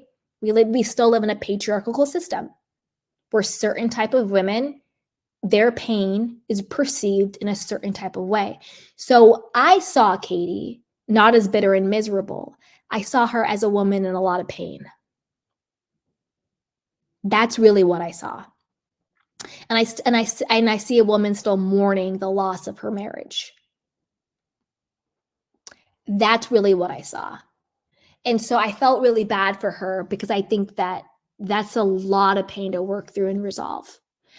But this is another reason why, but here's another reason why Katie is misstepping with aligning with Ariana. Who was the person that said to Tom Sandoval, what you did to Katie was wrong and you need to apologize to her? Who said that to Tom? I'll wait. Was it Tom Schwartz, her ex-husband? Was it Ariana, her new best friend and business partner? Was it Lala, warrior woman? It was Sheena.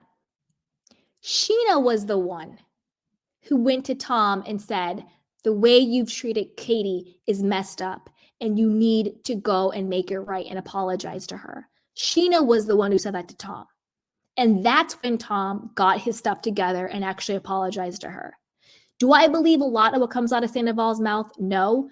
But I do think that for him, his personality type, I'm not a doctor, I don't diagnose, whatever personality type he is, I do think for his capability, because people have different emotional capabilities. I think for his emotional capability, this might be an unpopular opinion, but I believed him. And I do think for his capacity, he was being genuine when he said that. I do. I believed him. I don't believe a lot of his crocodile tears. I don't believe a lot of his performative stuff. I don't believe a lot of his hypocrisy and deflection and narcissism. But I'm not a person that's just going to say, I think everything out of his mouth is a lie. That's not true. People have different layers and people are different at different times. I actually believe that he was being genuine to what his capacity is being genuine is. But the person who made that happen was Sheena. But Katie will, dismiss and, shade Sheena all day long. And while she's kissing Ariana's butt all day long, when has Ariana had your back ever in life, Katie? I'll wait. Not with something about her. That doesn't look like that's going to open to me. When did Ariana ever say, hey, Tom, lay off of Katie? I'll wait. It was Sheena. It was Sheena.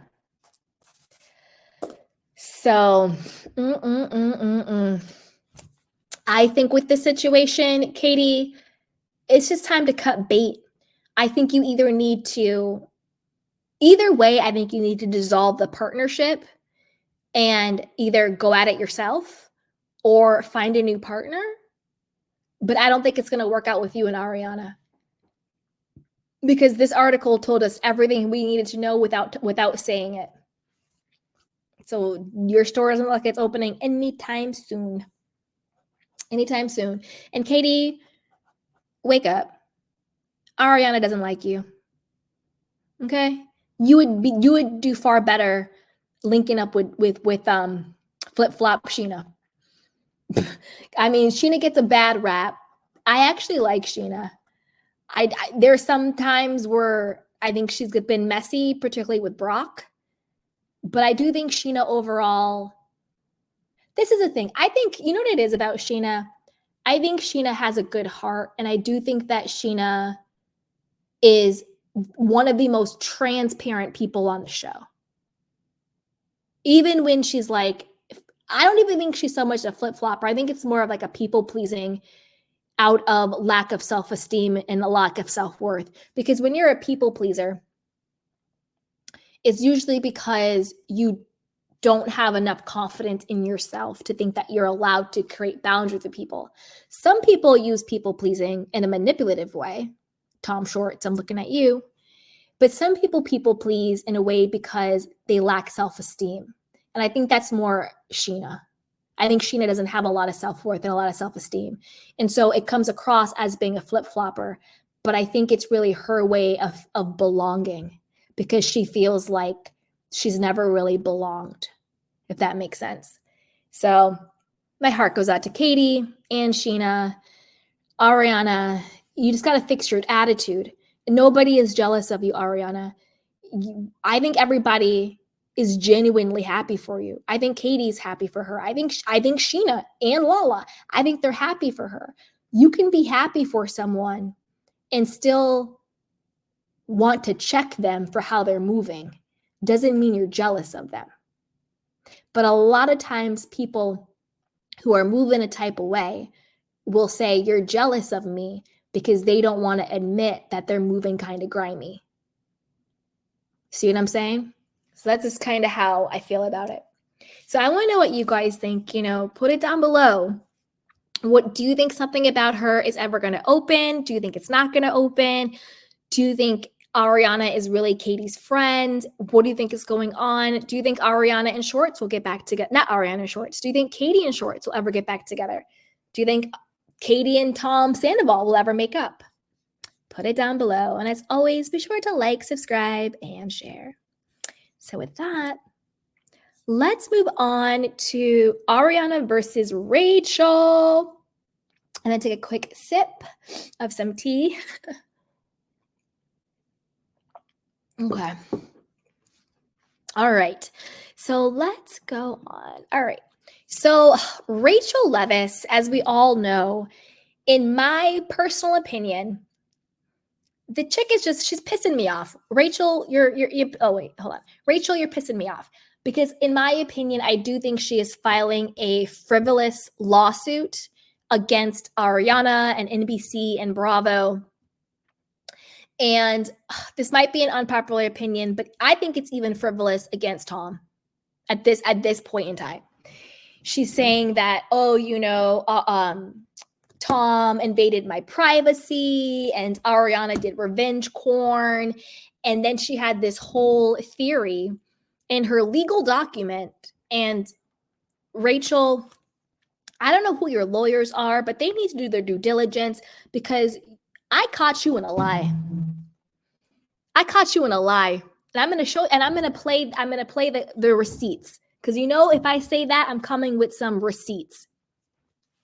Rachel, you got caught in a lie.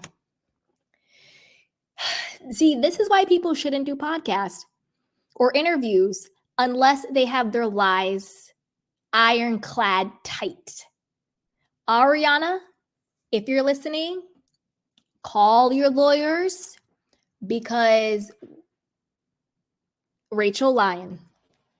And we got the receipts.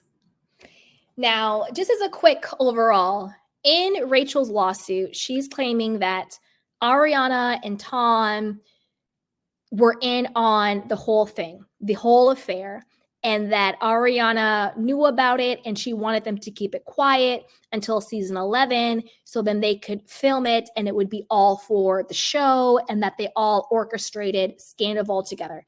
That's what she's claiming in the lawsuit. Ariana knew, and they all planned it for Scandival, and they all exploited her. Ariana distributed the little FaceTime, sexy time video that Tom took without her consent, blah, blah, blah, blah, all of that stuff, okay? Now, I already said that don't make any sense. None of that makes any sense. Because number one, do I think Tom filmed her without her consent? Maybe, maybe not. Maybe he did. Maybe he didn't. On that one, I don't know. If he did, then just go after him for invading your privacy. Do your little small claims court. I don't know what you got to do. Whatever, girl. But go after him. When she said that Ariana knew and that everybody knew, and it was supposed to be a storyline for season 11, I said that doesn't make any sense. That just sounds like a straight up lie. Because number one, if that was true, then why did Scandival break when they weren't filming? Remember, They had stopped filming. The season had wrapped. That's why they had to pick the cameras back up to capture everything that was going on. If Ariana and Tom and all these people knew about it and it was supposed to be a storyline for season 11, then why did the story break when they weren't actually filming? That doesn't make any sense. Also, what doesn't make any sense, if Ariana knew, then why would Sheena, the way that Rachel tells it, why would Sheena punch her in her face over something that Ariana already knew? That doesn't make any sense either. Again, I don't think Sheena pushed her. Maybe she mushed her, pushed her, whatever the hell it was. I don't think she like punched her in her face, whatever it was. Why would Sheena have that reaction if Ariana already knew? Also, if Ariana already knew, why would she have to then take the video and send it to Sheena or send it to herself if she already knew? Again, doesn't make any sense. Doesn't make any sense at all. Also, if Ariana already knew and this was just a plan for season 11, why didn't you say that from jump? Why didn't you say that when the cameras picked back up? Why didn't you say that in any of your interviews?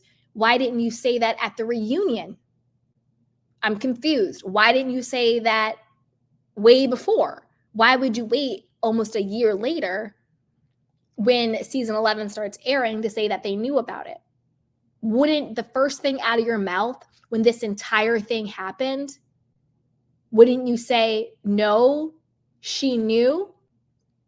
That would be the first thing out of my mouth.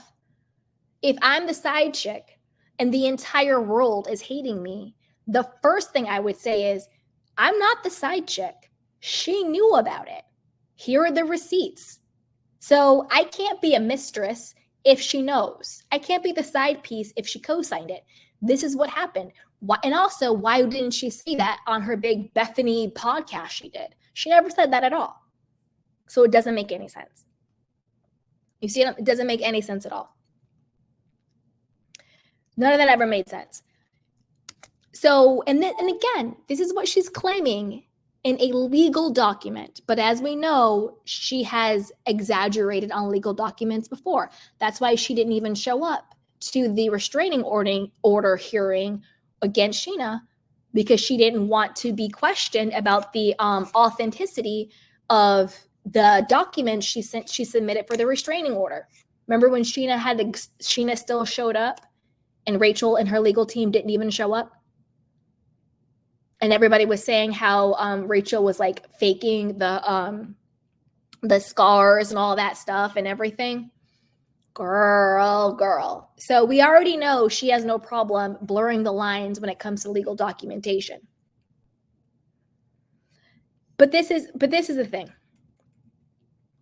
She then gets on her own podcast, because she has her little Rachel Goes Road podcast. And this is how I love dumb criminals, because at this point she is a criminal, submitting fake legal documents, in my opinion, entertainment only, allegedly, submitting fake documents for a payday and for some clout. To me, that should be a criminal act. I think it is criminal to intentionally do it, right?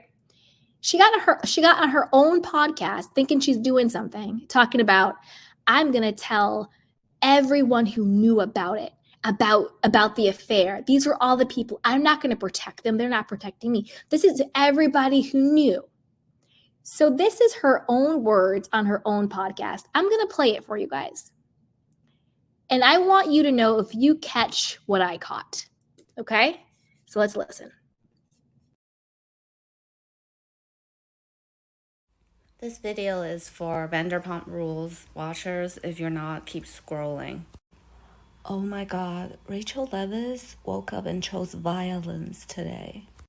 She just released an episode on her podcast naming all the names of people who knew of her and Tom cheating before everybody found out. Let me just play that clip for you. That I would like to share. But before we get into the episode, I would like to just clear the air a little bit because, well, I suspect that people now know that some of our mutual friends have known about this affair while it was going on. I kind of just want to like clear the air on who those people were and whether or not I know for certain that they knew, but there were instances where it was pretty undeniable. So let's go through that list. Obviously, number one is Schwartz. He has known from the very beginning, and we already know that because I've already dropped that bomb. But maybe people don't realize or have suspected, but Kyle Chan has also known, and Kyle Chan has been a good friend of Tom's for quite some time, and he was one of the people that was trying to talk some sense into Tom, but he also like kept that secret for him. I just feel like it's a little bit of a double standard to be icing out a certain person for knowing, yet Kyle Chan is still accepted into the group without any consequences. Just throwing that out there. The reason why I bring that up is because, as we know, the last episode that the cast filmed in San Francisco was for Kyle Chan's party, and nobody seems to have an issue with Kyle knowing. Next, Jason Bader is Tom Sandoval's drummer and band manager. You have seen him on Tom Sandoval's podcast. He has also known. It just goes to the double standard of Tom was allowed to tell his best friends, but I wasn't allowed to tell anybody. And if I did, he was not happy with me. So just a reminder to everyone, that is not love. All right, next, Max Boyens. I don't know the extent of what he knew about the affair, but Max Boyens was one of the people that we would meet up with regularly at one of the dive bars by Tom Sandoval's house. And, he didn't ask any questions, but it was an often thing that we would meet up. And it would be hard for me to think that he didn't have an inkling of knowledge that this was going on. This one's a little sus because Tom and I, we were very reckless and stupid. And we decided, oh my God, this is really embarrassing. But basically Tom and I snuck off. I don't even know if I want to see these details, but basically Tom and I were cuddling in the social media room, which is downstairs of their house. And there was a party going on. And Ariana's best friend, Logan Cochran, walked into the social media room and he was like, oh, okay. And we were just cuddling on the floor. We were clothed and everything. There wasn't a blanket or anything. It was just us looking at each other because it was stupid. I thought I was in love. But Logan walked in on us and then he's like, oh, I'm really messed up. Okay, bye. And then left. And he's Ariana's best friend. So I'm sure that got back to Ariana. Logan definitely had to have some sort of suspicion that this was going on because why else would we be cuddling? That's weird. Logan is also really close with Brad. I don't think Brad really knew the extent of it, but I'm sure as things started coming out, it was easy to piece these things together. So when I went to St. Louis, I've met Tom's mom before when she came to LA, but this time it was different because he was bringing me to the house. It honestly felt like I was his girlfriend. It was the weirdest thing because obviously I wasn't. He had a girlfriend, but he brought me to his mom's house and we made food and I slept downstairs in their basement area and his mom had the Christmas tree up. And I mean, it was weird. The way that Tom would present things made it feel so normal. So then it's oh, maybe I am overthinking this. And he had a way to convince me that it's all fine and to normalize it and to relieve stress. And then we would also drink a lot. So that would help relieve the stress too. But yes, Tom Sandoval's mom also knew.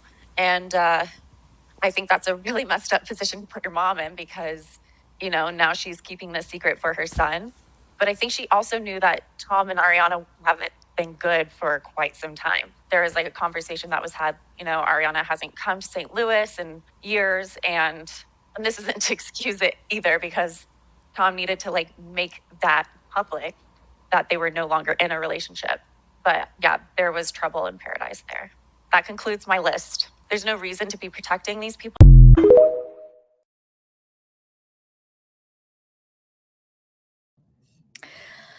Rachel, you dum-dum. Oh my God, you dum-dum. She thought she was really doing something with that, but she just actually exposed herself and made her look worse. Number one, just her voice in general, the inflection in her voice, you could tell she was still getting off on it. Like she was still kind of like proud of it, like, oh my God, like his mom knew and like we were in this together. But there was a couple of factual things she said that exposes herself. Number one, she said, it was like I was his girlfriend, but obviously I wasn't. He had a girlfriend. Okay. So if you are admitting that when you were doing all this, you were not his girlfriend and you were cheating with him and he had a girlfriend, how does that coincide with your legal documentation saying that Ariana knew? How? Make that make sense. You also said, you named all these people, Kyle Chan, Ben, Logan, blah, blah, blah, blah. You never named Ariana as someone who explicitly knew. You said you were cuddling with him in a social media room, and Logan, who is Ariana's friend, was wasted, popped in and said, oh, I don't know what's going on, and popped out. And then you said you assumed he told her. How does that translate into you having a legal document claiming that she had knowledge and that she planned it with Tom for season 11 when you just said out of your own mouth she must have maybe known, assumed, because her best friend who was drunk saw us lying next to each other fully clothed in a room in her house while they were having a party? You also said that Kyle Chan, quote, tried to talk some sense into him. So again, you were very cognizant that what you were doing was wrong and that what he was doing was wrong. So I'm very confused as to how you're trying to blame everything on Tom when you clearly knew what you were doing was wrong. You clearly knew that he had a girlfriend who was not you.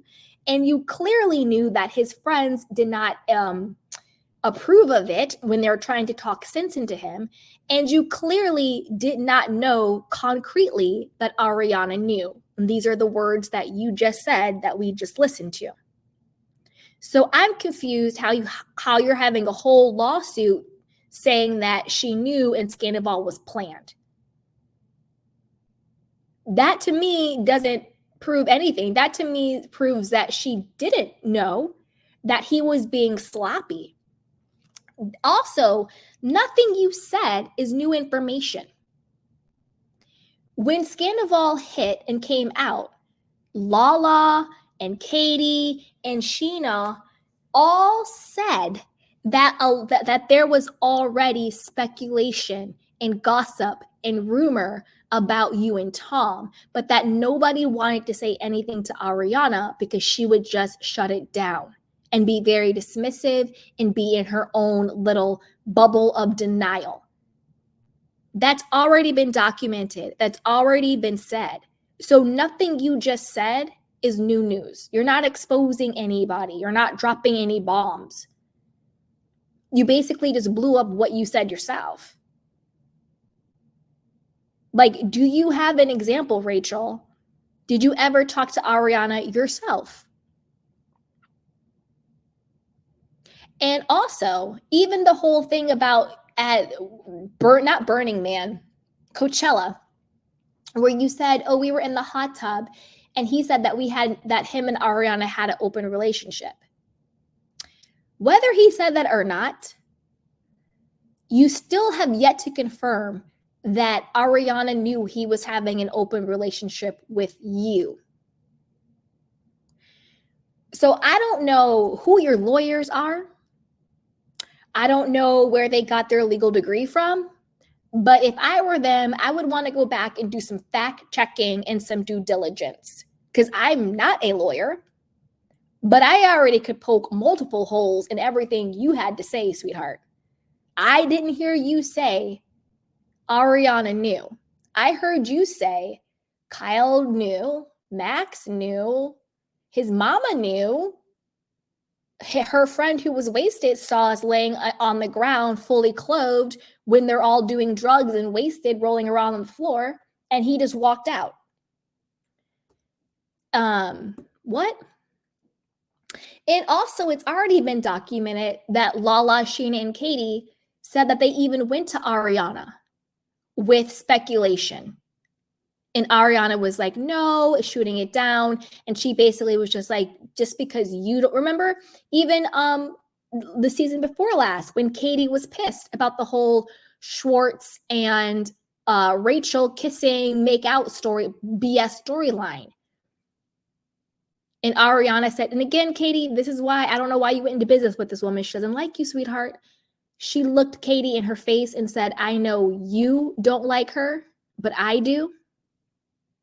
But yet now Ariana expects everybody in the world to have a problem with Tom Sandoval because she doesn't like him. But when Katie's whole husband, they were not even divorced yet, her whole husband, Katie was like, I don't want him making out with the girl in our friendship group. And Ariana looked Katie dead in her face and said, I know you don't like him or you don't like her, but I like her. Come on now. Come on. I don't know who these lawyers are. Maybe they're looking for a money grab too. But she just said out of her own mouth on her own podcast that Ariana did not know. She assumed her wasted friend must have maybe told her.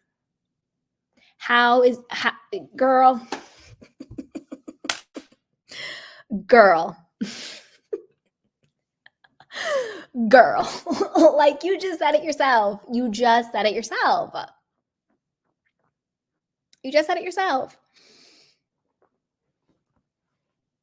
And Kyle Chan, the reason why they don't have a problem with Kyle Chan is because isn't he like some jewelry guy? That's a business associate. That's not a friend. That's a business associate. Because people know who they can punk. Like Ariana knows she can punk Sheena. But Ariana knows she can't punk Kyle Chan. So she's not going to punk Kyle Chan because Kyle Chan is more influential than she is. That's why at the end, that's why the season finale, they're all at his party. You know, that's why he was the one that Brock went to for Sheena's engagement ring. You know, he has more clout and money and connections. So Ariana is not gonna punk Kyle Chan because she knows she can't punk him. She's gonna punk Sheena. She's gonna try and punk Lala, but Lala's gonna punk her ass right back. You know? So that's why, you know, she's not saying, you know, it's me or him, Kyle, because she still wants something from Kyle. People know who they can punk and they know who they can't punk. That's why nobody has a problem with Kyle, because Kyle has something that they want. And when somebody has something that you want, you don't try and punk them because you don't think that they're beneath you. You only punk somebody that you think is beneath you because you think you can. So shut up, Rachel. You don't know what you're talking about. And I said it before and I'll say it again. Rachel needs to go away. She really does. Because to be honest with you, I feel like Tom Sandoval attracts women who are just like him. Kristen Doty, just like him. Ariana, just like him. Rachel, just like him. I would have more of an open heart toward her if she did anything that wasn't so blatantly self-serving. And I'm not saying that she can't tell her story. I'm not saying she can't tell her experience. Obviously she can. But these ridiculous lawsuits, this self-aggrandizing podcast, it's sick. It's giving it's like Bethany, like delusional, just regurgitating your own BS over and over and over and over and over again. It's really weird and bizarre, but it's particularly disgusting when they're talking about such real topics of like revenge porn, of, you know, mental health, of, you know, things like that, where it's like, she's like, you guys, like he could tell his friends, but like I couldn't tell mine. You guys, that's not love. Like, shut up, Rachel. Like, just shut up. You went to this man's house. You hung out with this man's mother, having sex with him. No, and just like you said, I wasn't his girlfriend. He had one. You had no problem doing that. I don't care what that says about him. What does that say about you? There is no way on God's green earth I would go to a man's house with his mother, have sex with him when he's in a full-on relationship with another woman. You need to stop blaming everything on Tom and take accountability for yourself. And you're not a child. She's pushing 30. You're a full-on adult, sweetheart. You need, and that's another thing. She doesn't take accountability for her own actions. This might be an unpopular opinion, but I don't think Tom Sandoval groomed her. I don't. I think she was a willing participant. I think she went happily. I think it's a convenient narrative for her now. But again, she tells on herself. The inflection, the cadence, the energetic tone she has, she still is getting off on this. I'm like, I wasn't even his girlfriend, but like I was there and like Kyle Chan knew and like Max knew and like Logan, her best friend, knew. And like, I can't believe we were doing this, but like we were like in love, and she's still getting off on it. She hasn't actually, and I'm only talking about her situation because there are situations where women, men, children are manipulated and brainwashed and groomed into these situations, who do things that are unethical or non-consensual. You know what I mean? Like there are real people who really do go through these situations. I just don't think Rachel is one of them. I think it's a convenient narrative for her. And that's what pisses me off, because I think people who are true victims of this type of manipulation, if and when they feel like going public, because nobody has to. If you're a victim of anything, you don't have to go public. You don't owe anybody your story. But if and when they do go public, usually the root of it is, I want to share what happened to me in case it helps save somebody else. But you don't get any of that with Rachel.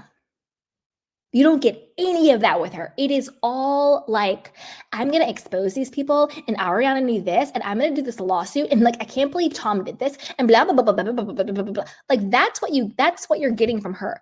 You don't get any of that raw,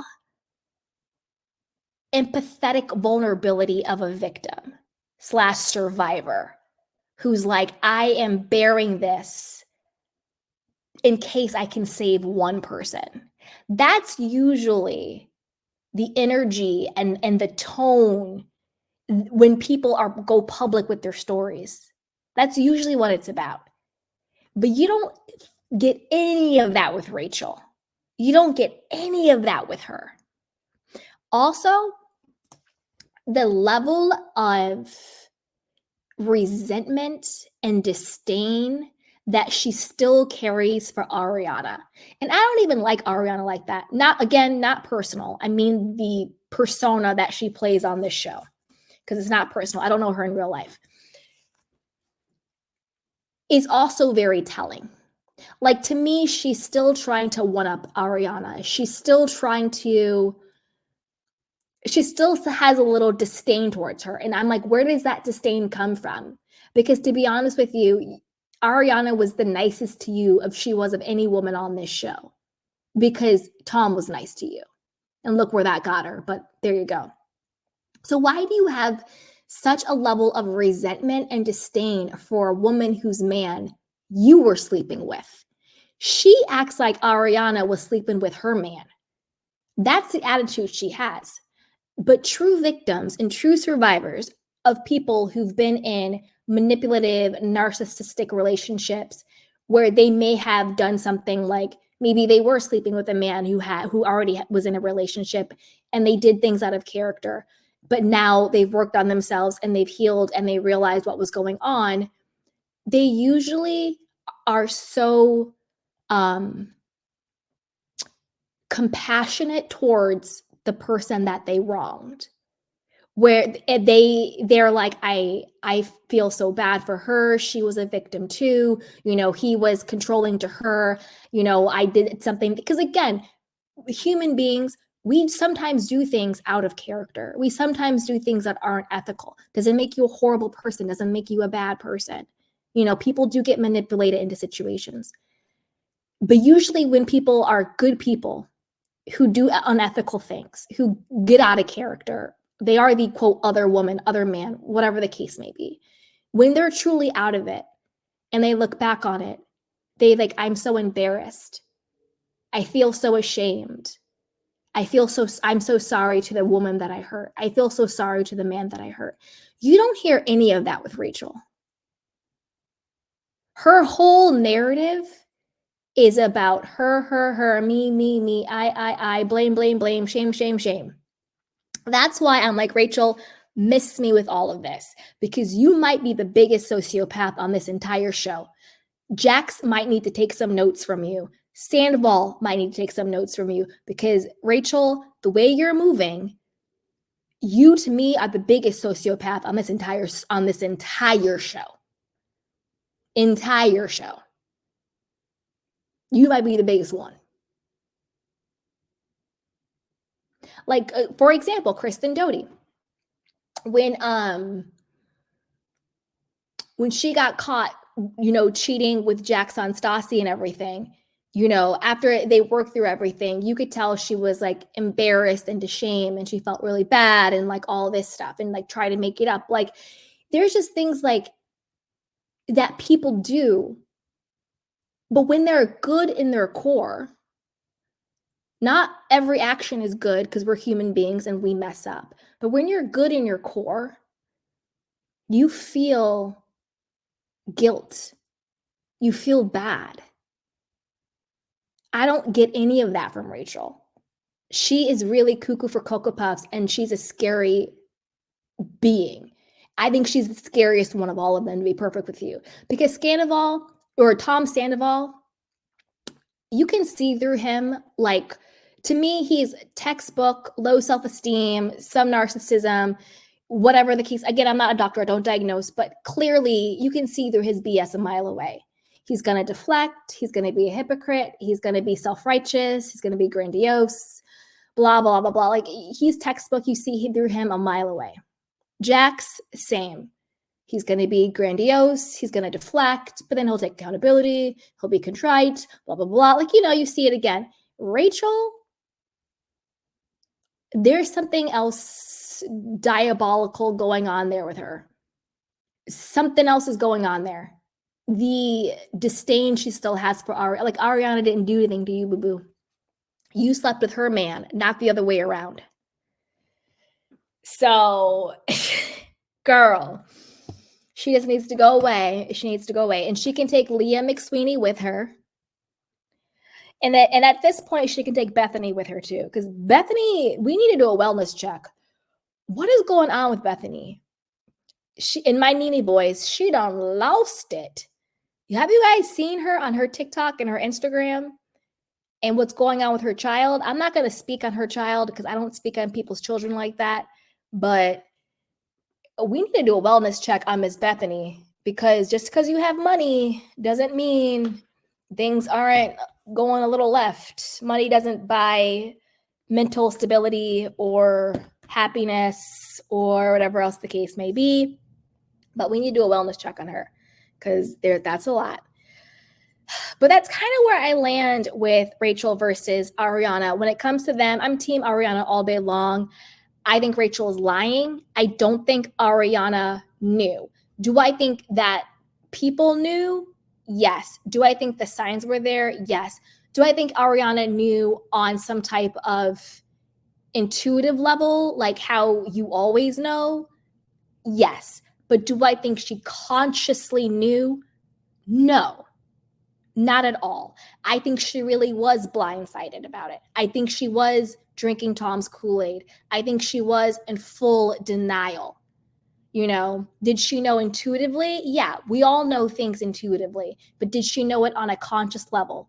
No. Do I think Sandoval was planned? No, because it was too, and another reason why I don't think it was planned, it was too seamless. It was just it just perfectly fell into place. It was too real for it to be faked. Because the shows now, you see, like the work is showing on all the shows. The work is showing. All of the pre-planned BS, all of the fake fights and the storylines. It's so pre-planned. Like the work is showing. I could literally write the script for the next 7 episodes because we know what's going to happen. Scandival worked too perfectly to be anything but life. Do you see? So I don't think that was planned at all. I think Rachel is just wanting her 15 minutes to continue. I think she's a bitter Betty. I think she's pissed because Bravo didn't give her the big number she wanted to come back. I think that she wants to do a big settlement payout. That's why she's suing them. I think her podcast is whack as hell. I don't personally, and I will stand 10 toes down on this, I don't think she's a victim. I think she was a willing participant, and I think she's using a very convenient narrative in order to not take accountability for her own actions, because she's not moving the way victims or survivors move.